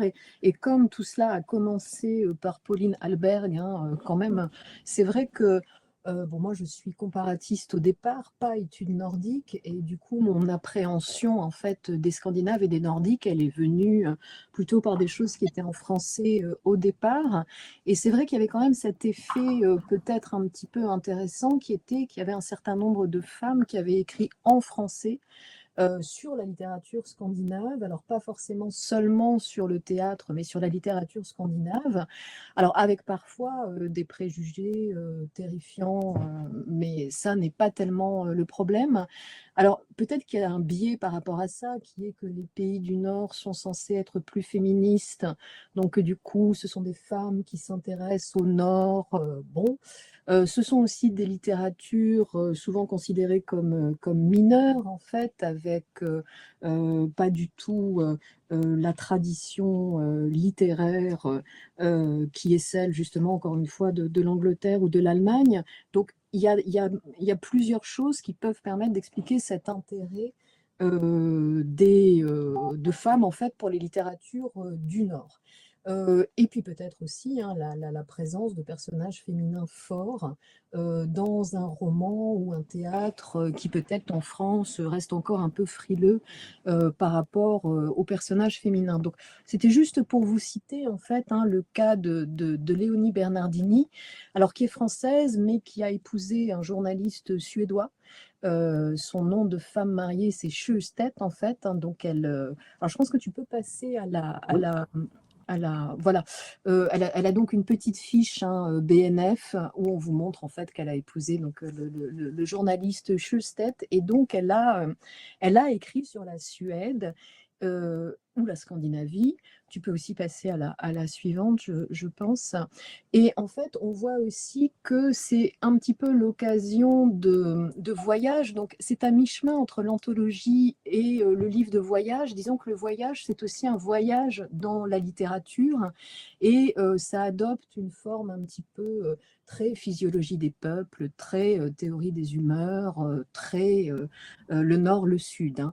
Et puis on voit aussi qu'il y a quand même une sorte de réseau qui se met en place, puisque vous voyez en fait qu'il y a une dédicace à Madame J.M. Lewin ou Levin, où en fait il y a un remerciement hein, sur l'hospitalité dont elle a disposé en allant en Suède. Donc il y a quand même l'idée d'une sorte de réseau féminin, de gens qui s'accueillent, et en retour, vous voyez, il y a ce témoignage sur la littérature.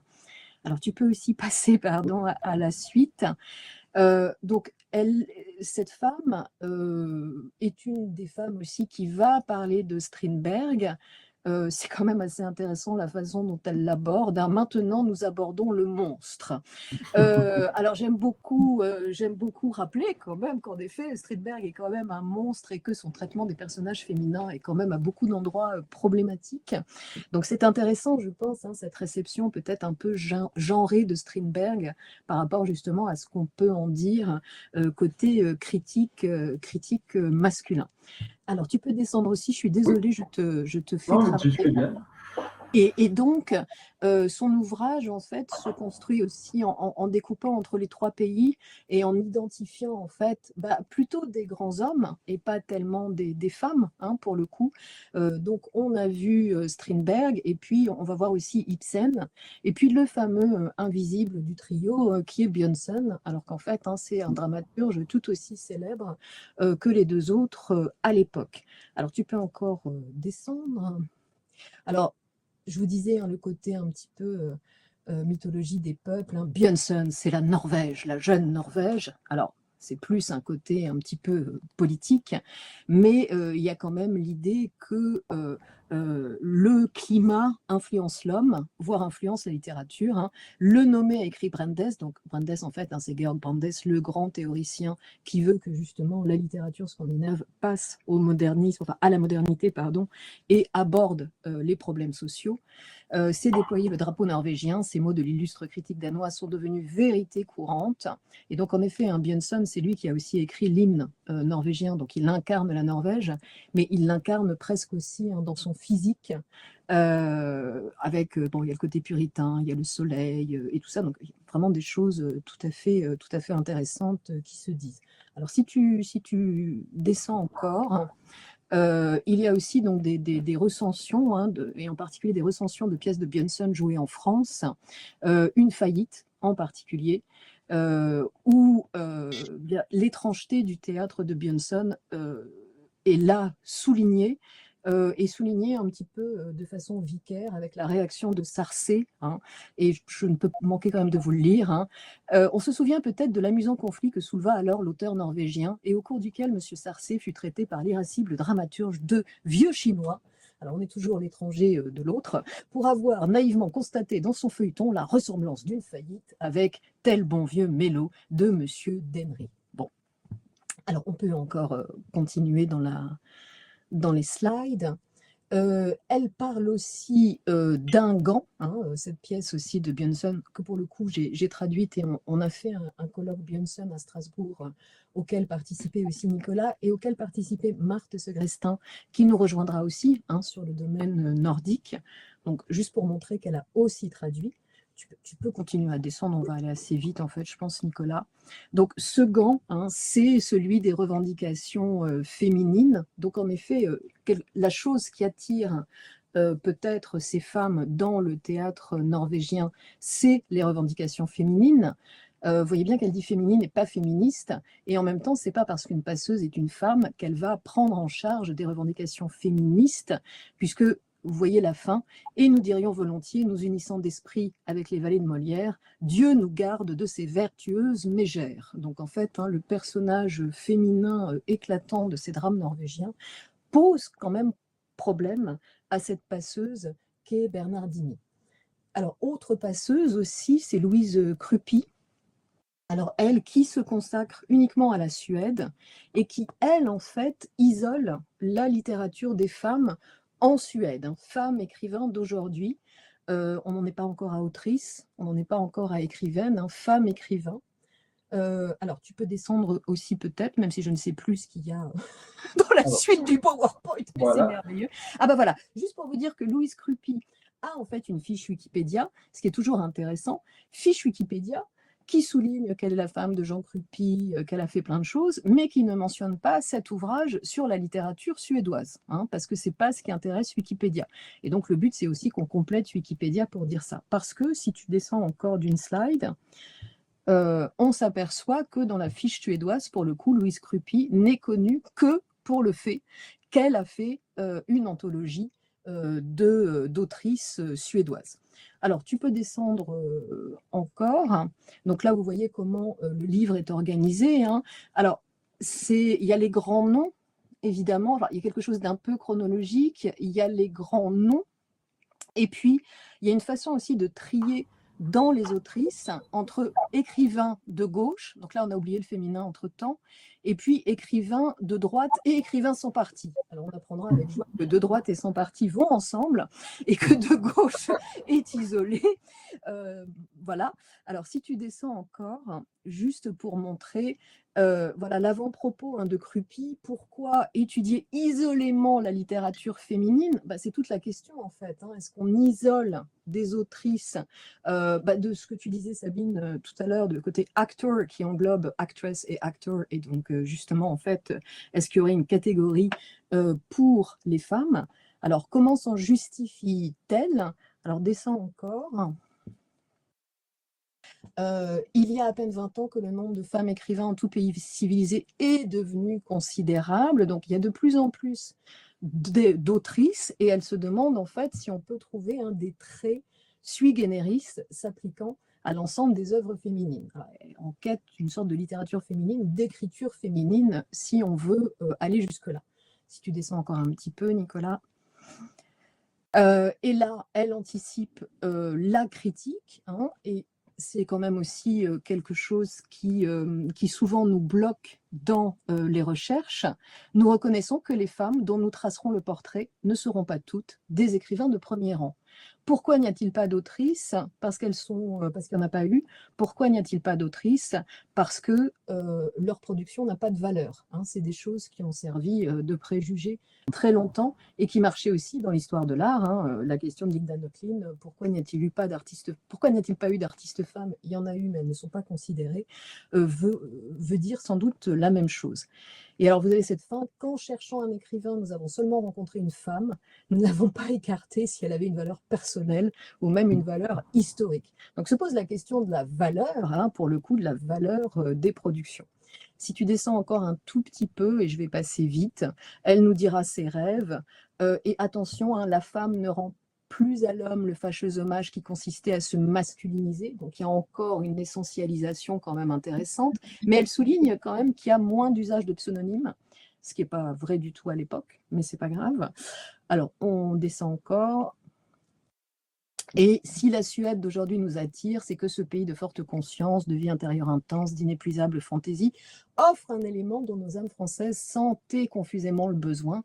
Alors, face à la décadence, à la déliquescence de la littérature française, il y aurait en fait le Nord qui viendrait revivifier cela. Bon, on a pu voir que dans un certain courant politique, en effet, l'appel du Nord avait été quelque chose qui avait été très, très manifeste. Alors, on continue encore un petit peu. Évidemment, on parle de la saga, on parle des fleurs de rêve, et donc ce sont les femmes suédoises qui apportent ces fleurs de rêve, donc il y a quand même quelque chose de très rangé qui se donne à voir là. Nicolas, je continue à faire appel à toi, c'est terrible. Et donc, en fait, dans cette littérature, finalement, Crupi ne va pas distinguer théâtre, roman ou autre chose. Elle parle quand même des pièces de théâtre, mais elle parle des pièces qu'elle a lues et qu'elle n'a pas vu interpréter. Donc là, il y a un aplatissement en fait du théâtre qui se met juste au service d'un message, du message un peu féministe ou de personnages un peu vigoureux qu'elle voit. Continuons encore. Et donc voilà, on vous parle en fait des opinions avancées de ces autrices et celle aussi de Madame Frida Steenhof qui provoque les protestations de ses compatriotes. Donc il y a quand même une insistance sur une littérature féminine ou féministe qui parfois est jugée avec beaucoup de précautions. Alors voilà, c'était un petit peu l'idée de vous montrer un petit peu à côté de Pauline Alberg, en fait, Crupi et Bernardini, qui sont des passeuses en fait de la littérature scandinave en France pour les hommes et les femmes, mais pas forcément seulement selon un principe féministe. Et je crois que Nicolas, toi, tu as d'autres exemples aussi. Oui, alors moi je voulais vous parler d'abord des méthodes, enfin en tout cas le rôle, c'est toute la difficulté, encore une fois c'est la question des sources, le rôle des salonnières, mais je serais tenté de dire le rôle des metteuses en scène, mais on a finalement très peu de sources qui permettent de voir le rôle exact qu'elles ont eu dans la, comment dire, dans ces mises en scène de ces pièces dans les salons. Est-ce qu'elles ont vraiment collaboré? Est-ce qu'elles ont eu vraiment une action décisive plus que simplement des prescriptrices? On ne le sait pas vraiment, c'est bien ça le problème, mais toujours est-il que au moment où se constitue ce qu'on a appelé dans les journaux cette septentriomanie, donc c'est-à-dire les années 90, les années 1890 où on monte Ibsen en particulier, puis dans une moindre mesure Björnson et Strindberg, on a ces deux pôles que sont le théâtre libre d'Antoine et le théâtre de l'œuvre de Lugniépot, mais à côté, il y a d'autres, et je regrette d'avoir moi-même contribué à cette lecture partiale de cette réception du Nord sur la scène française. Il y a à côté de ces deux pôles, il y a les salons de le salon de Madame Aubernon d'une part. Madame Aubernon est la première à monter, en tout cas à accueillir à diffuser cette pièce dans la Maison de Coupé en avril 92. Donc on est exactement entre les mises en scène d'Antoine et celles de Lugniépot.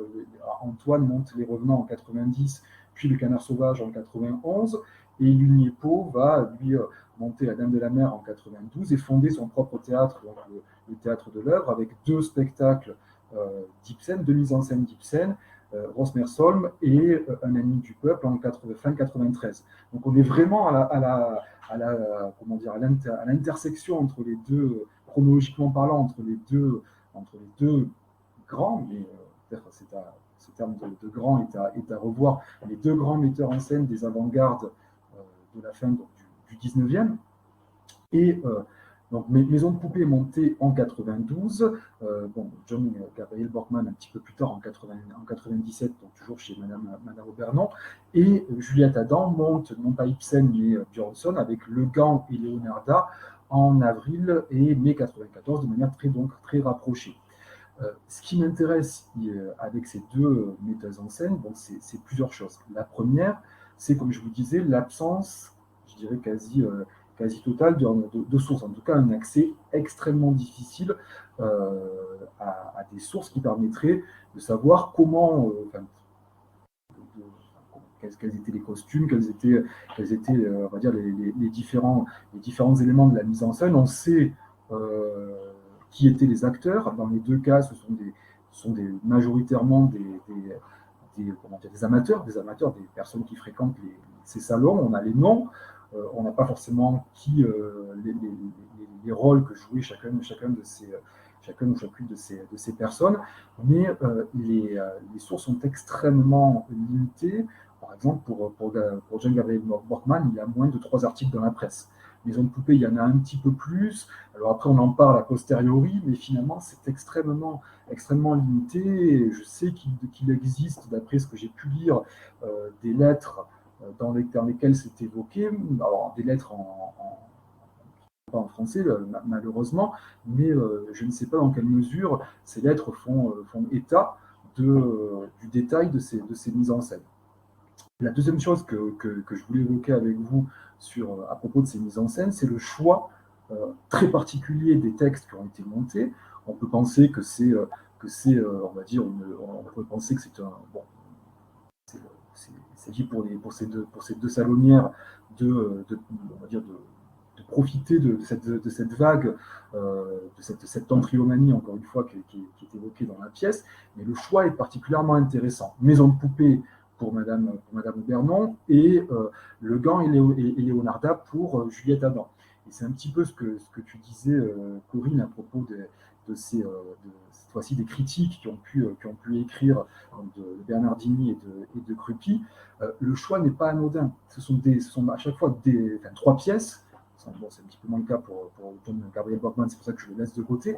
Mais ce sont 3 pièces dont les protagonistes femmes, sont des personnages extrêmement forts et sont des rôles de femmes qui défendent clairement une certaine vision de la condition féminine. Est-ce qu'on peut aller jusqu'à parler de féminisme? Pourquoi pas? Mais le personnage de Nora est devenu presque un porte-étendard du féminisme, et c'est chez Madame Bernon que la pièce est créée. Quant à Svava du Gant, donc, que tu as traduit, tu en sais quelque chose.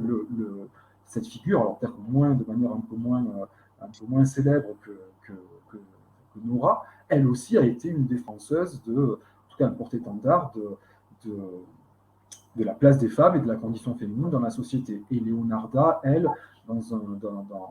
à sa manière aussi, c'est un rôle de femme d'âge mûr, qui, elle aussi, a droit on va dire, qui n'aura pas droit, mais c'est peut-être tout l'enjeu de la pièce, qui elle aussi a cette histoire d'amour avec un homme plus jeune, en tout cas cette histoire d'amour avorté avec un homme plus jeune, et qui est un personnage qui est un rôle inspirant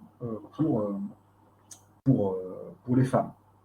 J'en viens alors à partie de cette réception du Nord par les femmes qui est beaucoup plus documentée, puisqu'on a accès cette fois-ci au texte. Donc ce sont les critiques dans la presse. Pauline Alberg, notre fameuse ange tutélaire, dont je voulais vous évoquer quelques passages de son article. Alors son article qui est édité dans la Nouvelle Revue étant fondée par cette même Juliette Adam. Donc la Nouvelle Revue est fondée en 79 par Juliette Adam, et ça nous intéresse au premier plan parce que elle fonde la revue, en tout cas c'est ce qu'elle évoque dans ses mémoires, et on peut lui faire confiance, je crois, en réaction à des divergences avec Gambetta, qui fréquentait son salon, des divergences d'ordre, notamment en ce qui concerne la politique internationale. Donc vous voyez que la question de l'étranger, de la circulation et de l'internationalisation, elle est au fondement même de cette nouvelle revue qui va accueillir un certain nombre d'articles.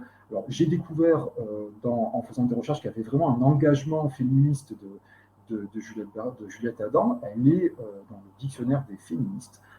C'est plutôt un signe assez intéressant. Et Pauline Alberg, donc assez rapidement, puisque c'est quelques années après la création de la nouvelle revue, va publier cet article en français. Tu l'avais rappelé, Corinne, c'est une autrice suédoise, mais qui écrit en français, donc qui écrit cet article, Un poète du Nord, Henry Ibsen. Elle francise le nom, et ce qui est intéressant dans cet article, c'est loin d'être le premier sur l'œuvre d'Ibsen, et c'est le premier qui envisage la part moderne de l'œuvre d'Ibsen après les pièces, on va dire qu'on pourrait qualifier de plus folkloriques ou de plus, sans qu'il y ait de dimension péjorative dans ce propos, ou de plus historique, et c'est la première qui va vraiment envisager à la fin de son article la part, ce qu'on appellera aujourd'hui le drame moderne. Alors attention, et c'est ce que je voulais voir avec vous aussi, elle s'intéresse donc aussi aux pièces du début de la carrière d'Ibsen, et elle les envisage elles aussi du point de vue, en tout cas de la puissance des rôles féminins. Regardez ce qu'elle nous dit à propos des guerriers d'Helgeland. Elle dit on y voit apparaître, donc c'est la dernière phrase du premier paragraphe, on y voit apparaître de nouveau une femme aux proportions d'âme colossales et au tempérament indomptable. Et on voit qu'à chaque fois, en tout cas majoritairement, ce sont ces rôles de femmes fortes qui intéressent la critique dans son article. Un peu plus loin, quand elle évoque la comédie de l'amour, elle parle donc de pièce qui qui est une pièce sur la société, sur les rapports conjugaux dans la société. Et j'aime beaucoup la note qu'elle rajoute parce qu'elle crée finalement une sorte de réseau presque malgré elle, où elle évoque ce que le sujet a déjà été évoqué, donc je vous dis la note qu'elle indique. Ce sujet avait déjà été abordé dans la littérature norvégienne moderne par Camille Collet, son roman Les filles du préfet de 1855, où se trouvait attaqué tous ces ridicules, eut une vogue immense et souleva pour la première fois dans les États scandinaves la question de l'émancipation de la femme. On voit que c'est vraiment ce qui l'intéresse au plus haut point. Je poursuis encore une fois la lecture. On n'est pas encore aux pièces de la modernité, enfin on n'y est pas loin, on est dans les piliers de la société. Voici ce qu'elle écrit en parlant des personnages. Donc Bernick, qui est un personnage masculin, est entouré de tout un clan d'individus taillés sur le même patron que lui. En face de ces faux champions de la vertu se groupent quelques personnages qui ne se piquent point de bon genre. Le cœur n'en est pas moins plein de bonté et de noblesse. Les femmes sont en majorité dans ce milieu honnête. La pièce est d'ailleurs un ardent plaidoyer en faveur de la femme et du rôle qu'elle doit jouer dans la société moderne. Et on voit vraiment que c'est ça qui l'intéresse. J'accélère un petit peu. Mais la conclusion, donc elle va parler donc de maison de poupée, elle appelle la maison de poupée, et elle conclut la partie de l'article sur la maison de poupée de cette manière-là, en écrivant peu de poètes ont donné plus de cœur aux femmes qu'ils ont mises en scène, en leur prêtant une telle grandeur d'âme. Ibsen s'est acquis des droits à la reconnaissance et à l'admiration de tous les vrais amis du progrès. Donc c'est véritablement un projet politique. Je crois qu'il y a vraiment chez ces passeuses une dimension politique dans leurs gestes, et la manière dont elles considèrent et dont elles envisagent le théâtre qu'elles passent, c'est aussi un acte politique. La conclusion de la partie sur Maison de poupée en est, je crois, le bon exemple. Alors, on pourrait en parler encore plus longtemps, mais je vois que le temps presse et j'accélère. Je passe à notre deuxième critique qui, elle aussi, publie dans la Nouvelle Revue donc de Juliette Adam. Donc, B. Janine, alors qui aurait pu être une personne dont on ignore le sexe, mais dans un certain nombre de marqueurs du féminin, elle laisse entendre que c'est une journaliste femme. Elle dit « je suis certaine » à un moment donné, donc rien n'empêche rien ne laisse penser qu'elle ne serait pas une femme, hein, si elle-même se déclare. Alors je ne l'ai pas marqué, mais elle a une fiche BNF, comme tu as pu le relever aussi, Corinne, pour Crupy, et qui référence seulement les 3 articles qu'elle a publiés dans la Nouvelle Revue. Donc il y a un article sur Nietzsche, un article sur Kierkegaard, et cet article donc, que je vous cite, le mouvement des idées dans les pays scandinaves. Alors, je vais passer rapidement, mais elle aussi, elle s'intéresse à la littérature scandinave, et particulièrement à Ibsen et Björnson, dont les 2 exemples de référence sont, comme par hasard, Le Gant et Maison de poupée. Je vous lis les passages qui sont intéressants. La chasteté exige pour la jeune fille, la chasteté exigée pour la jeune fille l'est tout aussi bien pour le jeune homme. Ils comprennent et discutent hardiment. Le poète Björnson en a fait la donnée de sa comédie Le Gant. Les avantages physiques et moraux d'un état des choses plus équitable. Le mariage, comme nous le présentent les écrivains scandinaves, étant le commencement de la vie active, il leur faut des êtres neufs, juvéniles, vigoureux, de corps et d'âme, car ils auront une fameuse tâche à accomplir, s'entraider à devenir quelqu'un d'abord, puis à devenir quelqu'un pour les autres.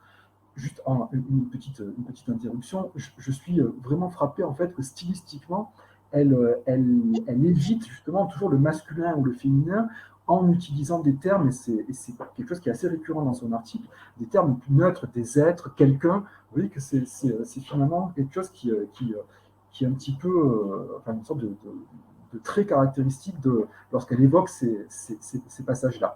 Et juste la dernière phrase pour Maison de poupée, aussi n'y a-t-il pour eux de crime plus répréhensible que celui d'empêcher l'éclosion, le libre développement de l'individualité d'un autre. C'est la cause pour laquelle Nora de Maison de poupée et avec elle tout un cortège d'héroïnes des drames et romans scandinaves abandonnent leurs maris, leurs enfants, leur situation. Je passe rapidement parce que je vois que l'heure avance, mais je voulais vous évoquer, je ne dirai pas la citation, mais à chaque fois, en fait, Jaline, Béjaline, peut-être Jaline est peut-être le prénom, évoque ce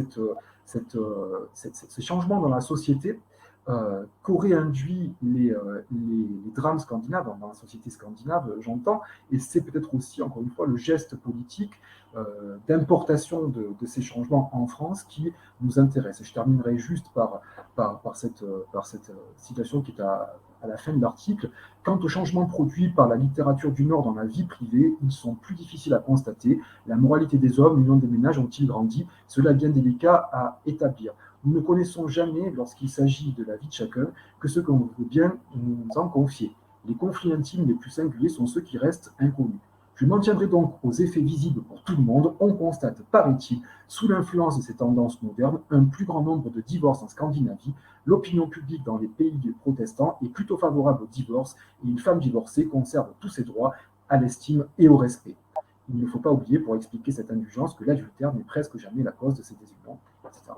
Donc, tout ça pour dire que finalement, nos passeuses, nos critiques qui diffusent ce théâtre dans la presse, et en l'occurrence dans la revue d'une féministe comme Juliette Adam, eh bien, elles vont s'intéresser et elles vont mettre l'accent sur la dimension politique de ces pièces à travers ces femmes, ces personnages de femmes qui deviennent pour elles finalement des sortes de modèles, ou en tout cas des figures tutélaires, parce que ce sont des rôles, n'oublions pas que c'est du théâtre, ce sont des rôles qui peut-être qui ne sont pas présents dans le corpus français qui se joue sur les planches au moment donc, de cette septentriomanie de la fin du XIXe siècle.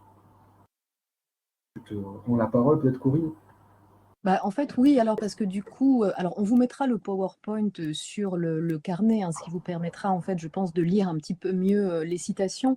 Et du coup, en redécouvrant les citations que tu mobilises, Nicolas, alors déjà, ça me permet sans doute de voir qu'il y a une petite différence entre Bernardini, Crupi, et puis pour le coup, les femmes que tu cites, parce que les autres ont l'air un petit peu gênées quand même par cette espèce de féminisme envahissant qu'elles ne savent pas nommer.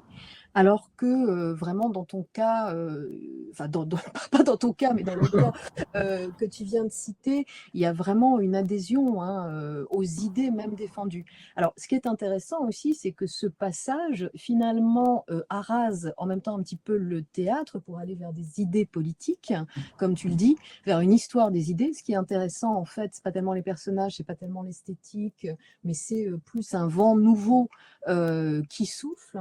Avec tout le côté problématique du vent nouveau par rapport à la décadence et tout ça, le vent nouveau venu du Nord, et puis aussi on dit le Nord, et en effet, alors d'un côté il y a les Norderies que n'aimait pas Sarah Bernard et qu'elle ne comprenait pas, et puis d'un autre côté il y a ces personnages-là, de façon très micro-lecture. En fait, je me demande en fait ce que l'autrice ici a pu lire par ailleurs, parce que c'est vrai que Strindberg, par exemple, s'en était pris à Ibsen et à Maison de Poupée en disant que depuis Maison de Poupée, il y avait plein de petites Nora un peu partout et donc plein de divorces et tout ça. Donc on a l'impression en fait qu'elle répond à une objection qui n'est pas manifestée ici. Et puis il y a quelque chose qui me frappe beaucoup, c'est l'opinion publique dans les pays protestants est plutôt favorable au divorce et une femme divorcée conserve tous ses droits à l'estime et au respect. Et ça c'est assez drôle parce que dans les ouvrages de mes autrices que j'ai donc traduits, il y a quand même quelque chose d'intéressant qui est à chaque fois, enfin il y a presque une phrase qui est un petit peu une sorte de catchphrase en fait, qui est sur une femme divorcée plane toujours une ombre. C'est en fait une formule qu'on retrouve dans 2 pièces de mes autrices. Et donc là aussi, je pense qu'il y a un intertexte et une intertextualité en fait, un petit peu une sorte de palimpseste d'écriture et de contre-critique qui est sans doute tout à fait intéressante. Et puis ce sur quoi, donc il y avait Sarah Bernard qui n'était pas du tout intéressée par le Nord, ce qui fait que peut-être ça se joue dans des endroits un petit peu minoritaires ou isolés. Et ce qui est intéressant, en effet, c'est que Le Gant et Leonarda, ça donne quand même des personnages intéressants, et Leonarda, ça donne un personnage de femme plus mûre. Donc c'est à se demander aussi si ce théâtre privé ou ce système de lecture ne permettait pas à des femmes de prendre en charge des rôles qu'elle ne pouvait pas jouer évidemment sur des scènes dites légitimes, mais aussi des âges de rôle qui n'étaient pas en fait souhaités ou souhaitables en fait pour des actrices. Il est évident que Sarah Bernhardt ne va pas jouer une jeune femme en fait, qui jette son gant à la société, même si elle est tout à fait capable de jouer Lorenzaccio. Et il est surtout évidemment, il est surtout évident qu'elle ne va pas jouer une femme mûre et une femme vieillissante. Donc, il y a plein de choses tout à fait intéressantes là. Alors, j'en profite juste pour dire que Nathalie nous quitte et qu'elle aimerait beaucoup échanger sur les difficultés à tracer la création des metteuses en scène. En effet, je pense qu'il y a quelque chose qui nous obsède. Flavia a eu ce terme aussi de trou. Les trous, les lacunes, les manques, l'absence de traces, qui est une difficulté du travail et presque un côté exaltant pour le coup du travail. Alors c'est vrai que l'heure avance et je ne suis pas sûre d'avoir le temps de présenter le Yorska que je voulais présenter. Je peux juste faire un point justement sur les trous et les manques. Et donc en fait, ça sera l'anti-communication par excellence. Qui visibilise l'invisible, des traces qui n'existent pas. C'est encore une fois un projet beckettien que je peux mener, mais tu me dis, Nicolas, comment tu vois la Oui, tu veux que je mette ton PowerPoint? Oui, si tu veux, ou si tu veux, tu me partages les droits et comme ça, je Ah ben pourrais voilà, alors attends, je te partage les droits. Parce que sinon, tu es obligé, mon pauvre, de faire avancer mon PowerPoint et c'est vraiment très ingrat. Définir comme présentateur. Voilà, tu es une présentatrice. J'ai toujours rêvé d'être présentatrice.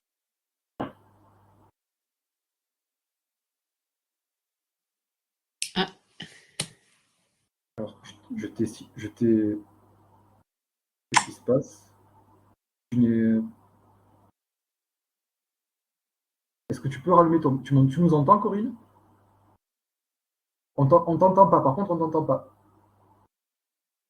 Je vois que vous avez très peur, j'ai fait des bêtises en fait. Qu'est-ce que j'ai fait? Je partage mon écran, donc ça, c'est pas du tout ce que je veux faire. Alors voilà, je refais. C'est écran ou fenêtre qu'il faut partager? Il faut que tu... alors du coup, j'ai plus le bouton. Tu peux choisir la fenêtre que tu veux partager seulement. D'accord, alors plutôt fenêtre qu'écran. En fait. Oui, je crois que ça et tu vas choisir ensuite celle que... Alors non, je ne veux pas partager celle-là, justement. Normalement, tu as un petit menu déroulant où tu vas pouvoir partager celle que tu veux. Bah, en fait, il veut pas. Bon, c'est pas grave. Évidemment, c'est pas comme si on avait fait ça 50 fois avant. Tu vois, je me moquais de toi. J'aurais jamais dû. Bon, alors peut-être que tu as mon PowerPoint et peut-être qu'on va. Je vais le faire. Je vais le mettre et c'est pas grave. Je me ferai un plaisir de passer les slides.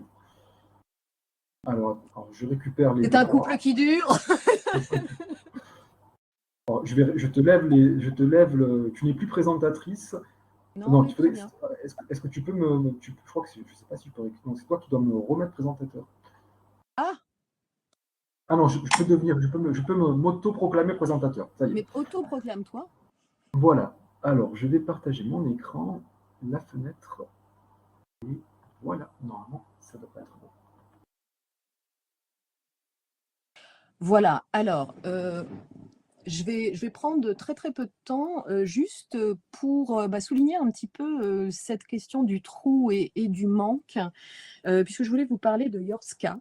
Mais l'article existe, il est dans un collectif aux presses universitaires de Rennes qui s'appelle Théâtre en guerre, je crois, et un jour, quand j'arriverai à remplir Halle, je le mettrai en évidence. Donc, je vous fais un super teaser, vous voyez, bientôt je deviens tout à fait numérique et je vous le mettrai sur Halle. En fait, ce qui est plus intéressant, c'est pas plus intéressant que la carrière de Yorska elle-même, mais ce qui est intéressant, c'est justement la question des trous, des archives, des manques. Et j'ai refait un petit peu un tour des archives, des sites et tout ça, et j'ai redécouvert des choses, mais bon. Alors peut-être, on a commencé par les anecdotes et il y a aussi la façon dont on tombe sur ces passeuses. Moi, je trouve que ça fait un récit quand même tout à fait intéressant. Et pour le coup, c'était dans un festival qui s'appelle le Festival international des écrits de femmes, qui se passe en fait à Saint-Sauveur-en-Puisée, en fait chez Colette tous les ans. Et en fait, je crois que c'était en 2018. Et Chantal Bigot, qui a la librairie Les Amazones, avait évidemment un stand là, Alors, tu peux passer à la slide suivante, parce que je fais de la publicité pour la merveilleuse librairie de Chantal Bigot. Et en fait, sur son étal, elle avait un ouvrage de Karen Bramson, voilà, un ouvrage de Georgette Leblanc et un ouvrage de Yorska. Et cet ouvrage de Yorska, il est sur la slide suivante. Donc, j'ai découvert Yorska, que je ne connaissais absolument pas. Et donc, il y avait ce livre qui s'appelait « Une actrice française aux États-Unis ». J'ai acheté évidemment les 3 ouvrages et c'est devenu en fait 3 objets de recherche, et je ne saurais trop remercier Chantal Bigot en fait d'avoir aussi favorisé ces recherches, parce qu'elle est aussi dans une sorte de transmission. La librairie Les Amazones, c'est une librairie en fait de livres de femmes. Et du coup, elle va au FIEF, on se rencontre, elle fait aussi partie du prix Pandore, auquel j'appartiens aussi. En fait, donc, il y a cette idée aussi de transmission et de passage, je pense, dans les chercheurs et chercheuses aussi. Et donc, je ne connaissais pas du tout Yorska, donc elle me dit, c'est une grande actrice qui a fondé pour le coup le Théâtre Français de New York. Je ne connaissais toujours pas, et donc du coup, j'ai été fondée à écrire un article sur cette femme absolument merveilleuse, qui en effet donc a fondé le Théâtre Français à New York. Alors, la fondée, elle n'était pas toute seule, elle invisibilise un petit peu les hommes qui étaient aussi à ses côtés. C'est une femme, en fait, qui était la protégée de Sarah Bernhardt, enfin, une des protégées de Sarah Bernhardt. En tout cas, elle dit qu'elle était une des protégées de Sarah Bernhardt. Et en fait, c'était une femme vraiment internationale, puisqu'en fait, elle est née visiblement d'un père russe et d'une mère qui venait de la Nouvelle-Orléans. Elle a été élevée à Bruxelles, elle a vécu à Paris, elle a revécu en Amérique, elle s'est mariée à un comte Venturini. Donc en fait, c'est une vraie cosmopolite. Elle a joué au théâtre, alors dans des choses absolument innommables, des burlesques pour le coup à l'américaine, ou en fait même des films. Et puis, elle a aussi, par exemple, acheté un tableau d'Isadora Duncan qu'elle a ensuite légué à un musée parisien. Donc, c'est vraiment ce personnage un petit peu de femme du monde, cosmopolite, qui charrie avec elle une sorte de soft power, oui, mais donc de passage. Ah, le partage d'écran, du coup, vient de se terminer, mais c'est pas très, très grave. Non. Attends, Et il va revenir. alors, l'idée difficile, c'était de partir en quête de cette Yorska, outre cet ouvrage qui s'appelait donc « Une actrice française aux États-Unis », qui donc a évidemment une fiche BNF, alors évidemment au titre du dépôt légal, mais on s'aperçoit en fait que quand on part en quête des traces et des archives de Yorska dans les bibliothèques, c'est pas quand même très très aisé. Alors, je vous avais fait un petit PowerPoint autour des traces de Yorska. S'il ne s'affiche pas, c'est pas très grave. Ce que je peux dire surtout, c'est que cette Yorska, en fait, elle est connue sous des noms différents. Lottie Yorska, Václav Yorska, Blanche Yorska, Charlotte Stern Yorska. Visiblement, Charlotte Stern était son nom de naissance. Et en fait, sur un site aussi incontournable que celui de la BNF, vous avez en fait Stren, par une sorte de métathèse en fait, et donc c'est pas Stern, c'est Stren.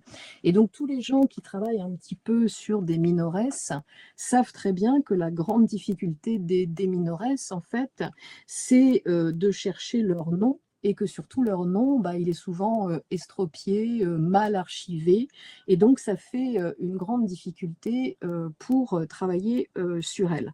Alors, elle est présente quand même à la BNF, elle est présente avec ce dépôt légal d'une actrice française aux États-Unis, mais la BNF n'a pas tous les dépôts légaux. Il y a un autre ouvrage qu'elle a écrit qui s'appelle « Aimons l'enfant », dans les années 30 et qui n'est pas à la BNF. Et en fait, il y a surtout des lettres, alors qui sont soit à Jacques Doucet, qui sont soit dans les fonds des arts du spectacle et qui ne sont pas toujours identifiables parce que en fait, aux arts du spectacle, alors vous avez bien une boîte qui concerne Yorska, mais pour aller voir cette boîte qui s'appelle Yorska, vous ne pouvez pas en fait passer par la recherche Yorska. Elle est en fait à Comtesse Venturini. Donc en fait, il y a vraiment sans cesse une impression d'enquête. Alors ça a quelque chose de fascinant de travailler sur ces manques et tout ça, mais du coup, la difficulté, c'est qu'il faut qu'on reconstitue les manques. Alors pour reconstituer une espèce de biographie ou de trajet en fait aussi artistique, finalement on en vient à passer par les sites de généalogie en fait américains ou canadiens qui nous indiquent des naissances, des morts, parce qu'on ne sait pas vraiment à quelle date est née Charlotte Stern ou Yorska. Alors, on a en fait son passage à Ellis Island à telle époque, mais est-ce que sa date de naissance a été trafiquée ou pas? Tout ça n'est pas très clair. On sait qu'elle a eu une fille, je n'ai jamais réussi à la retrouver. Donc là, du côté de la biographie, c'est un tout petit peu compliqué. Alors, on trouve des traces parfois étonnantes, en particulier en fait dans des sortes d'annuaires d'étudiants américains où on trouve une espèce de biographie d'elle. Mais comme souvent les choses qui concernent les actrices, on se demande en fait si c'est des faits réels ou une espèce de roman comique en fait qui est reconstitué a posteriori. Donc il y a vraiment cette difficulté. Alors, il y a quand même des choses qu'on arrive à voir grâce au Broadway Database, grâce à des recensions. Quand on cherche dans Gallica ou dans Retro News, il y a quand même des choses qui sortent, mais encore une fois, il y a un grand nombre de trous. Et donc, en fait, on ne peut finalement se fier qu'à cet ouvrage, Une actrice française aux États-Unis, mais qui est déjà en fait un ouvrage légendaire au sens où c'est elle qui écrit sa propre légende. Qu'est-ce que c'est qu'une actrice française aux États-Unis en fait? Donc c'est un ouvrage qui met en avant le fait qu'elle a fondé, selon elle, le théâtre français à New York. Encore une fois, elle n'était pas toute seule. Il y a eu d'autres enquêtes sur le théâtre français à New York qui montrent le rôle qu'ont joué par exemple Lucien Bonheur, le cousin de Rosa Bonheur justement, ou d'autres gens. Copo, en 17, il est censé justement relancer ce théâtre aussi. Et en fait, dans les articles sur Lucien Bonheur ou Copo aux États-Unis, on ne parle pas de Yorska. Donc c'est intéressant aussi ce déséquilibre. Donc Yorska, finalement, elle écrit aussi cet ouvrage pour se remettre au centre. Et pour le coup, on peut vraiment parler d'une actrice agente, puisqu'on souligne son engagement. Et en fait, l'ouvrage, il paraît en fait en 1920, donc au lendemain de la Première Guerre mondiale. Et en fait, on s'aperçoit que l'ouvrage, il est vraiment articulé autour de l'engagement aussi des États-Unis dans la Première Guerre mondiale, et que sous l'idée de monter ce théâtre français à New York, il y a l'idée aussi de montrer en fait la culture française à New York et de favoriser l'intervention américaine. Donc c'est vraiment un exemple de soft power, et là le transfert du répertoire, c'est un transfert qui est vraiment pensé comme un transfert de propagande, et elle donne en fait le répertoire qu'elle joue, qui sont des pièces patriotiques assez terrifiantes, je préfère vous le dire, et qui montrent bien que, alors c'est pas Chanteclair qu'elle va jouer et tout ça, c'est des pièces de Maurice Joie, c'est des pièces de Hall Caine et tout ça, donc, mais ça témoigne quand même de quelque chose. Et là, en fait, il y a un transfert d'un théâtre français qui est fait pour un temps de guerre ou qui est fait pour une culture de guerre. Et donc, il y a à la fois l'omniprésence de ce livre qu'elle écrit elle-même, et puis le manque des sources à côté. Et puis alors après, quand on va sur le site de la Librairie du Congrès, évidemment, il y a toutes les sources, c'est-à-dire tous les journaux américains qui ressortent. Alors cette fois-ci, on l'appelle Blanche Yorska, donc il y a plein de choses différentes. Donc il y a un autre répertoire, et puis surtout, quand on cherche en fait Yorska dans les journaux américains, on tombe sur des choses quand même intéressantes qui sont plutôt la chronique scandaleuse. C'est la première femme actrice à avoir fait une rhinoplastie, vous l'apprendrez, et à s'en être vantée dans les journaux américains. Alors, elle ne mange pas beaucoup de gâteaux. Enfin, c'est vraiment la petite histoire vue par le bout de la lorgnette, comme souvent dans les journaux un peu people américains, mais il est évident qu'elle n'en parle pas, qu'elle se met dans une sorte d'éthos de française très digne, qui ne s'abaisse pas à ces choses-là ça dans son livre, alors que la grande vision montre tout autre chose. Et puis surtout, ce qui est intéressant, hein, c'est que l'ouvrage, c'est Artiste française aux États-Unis, mais sauf qu'elle n'est pas française, puisque son père était russe, sa mère était de la Nouvelle-Orléans, et que visiblement, elle avait la nationalité américaine, et qu'elle a épousé en fait un comte Venturini. Donc il y a vraiment une sorte de création aussi d'un ethos, voire de création d'un personnage, qui est tout à fait intéressant. Et je vous passe aussi sur l'anti-germanisme primaire, hein, qui se donne à voir là. Alors, il y a aussi quelque chose de très intéressant, c'est que quand on essaye de trouver aussi Yorska, on s'aperçoit qu'elle a été l'amie de gens moins recommandables que d'autres, et en particulier, en fait, d'un individu qui s'appelle Hans-Heinz Ewers, qui était un nationaliste et propagandiste allemand qui a été incarcéré aux États-Unis en 1917. Et donc, c'est à se demander si l'ouvrage, hein, Une actrice française aux États-Unis, très anti-germanique, n'est pas aussi un ouvrage pour vraiment devenir la française aux États-Unis, absolument irréprochable. Alors, donc, il y a ce trou des archives, cette espèce de surfiction de l'ouvrage, et à côté, en fait, une sorte de bruit de la chronique scandaleuse qui est très présent. Et je pense que peut-être c'est quelque chose qui est intéressant à mentionner à la fin, c'est-à-dire il y a le trou, le manque, et à côté de ça, donc ce qu'on appelle le bruit des archives, mais un bruit presque frivole, celui qui consiste à dire, regardez ces femmes qui ont fait tout ça, enfin qui faisaient ça, la rhinoplastie, tout ça, mais pas les choses les plus sérieuses. Donc il y a l'idée peut-être d'un tri entre des choses sérieuses et moins sérieuses qu'on attribue aux minoresses qu'il faut faire. Alors je vous ai fait un teasing vraiment absolu sur Yorska, donc maintenant je suis obligée de mettre sur HAL l'article. Je vois que le temps est à 19h. Je suis à 15h59, je suis juste à temps. Donc, mais on va prendre le temps de dire au revoir peut-être, et peut-être de voir s'il y a des questions ou des remarques ou des choses comme ça. Nicolas, peut-être, pardon, j'ai été un peu longue sans doute. Non, mais c'était passionnant. Alors, désolé de ne pas avoir pu mettre le diapo. Enfin, ça s'est coupé, mais tu nous as fait voir les choses. Est-ce qu'il y a des questions de l'assistance?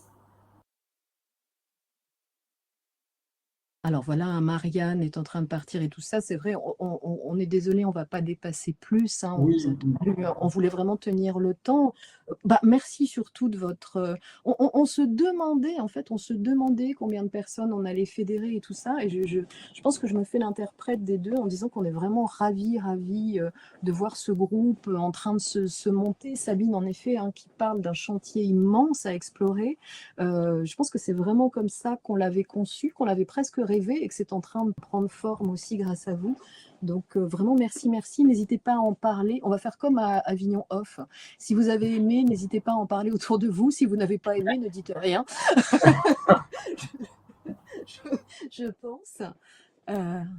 Est-ce qu'il y a des questions, des remarques, des gens peut-être qu'on aurait aussi à contacter ou... Et vous pouvez nous écrire aussi, hein, si des choses vous viennent après.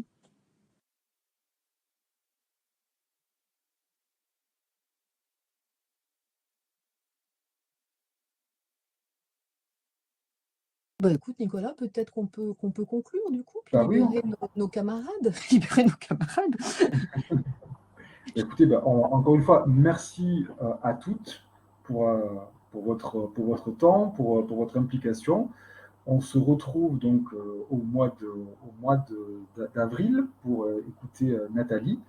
Et d'ici là, on vous renverra tout ça en détail avec le résumé de la présentation de Nathalie. Et puis, si on a pu créer ce carnet hypothèse d'ici là, on vous tiendra également informé.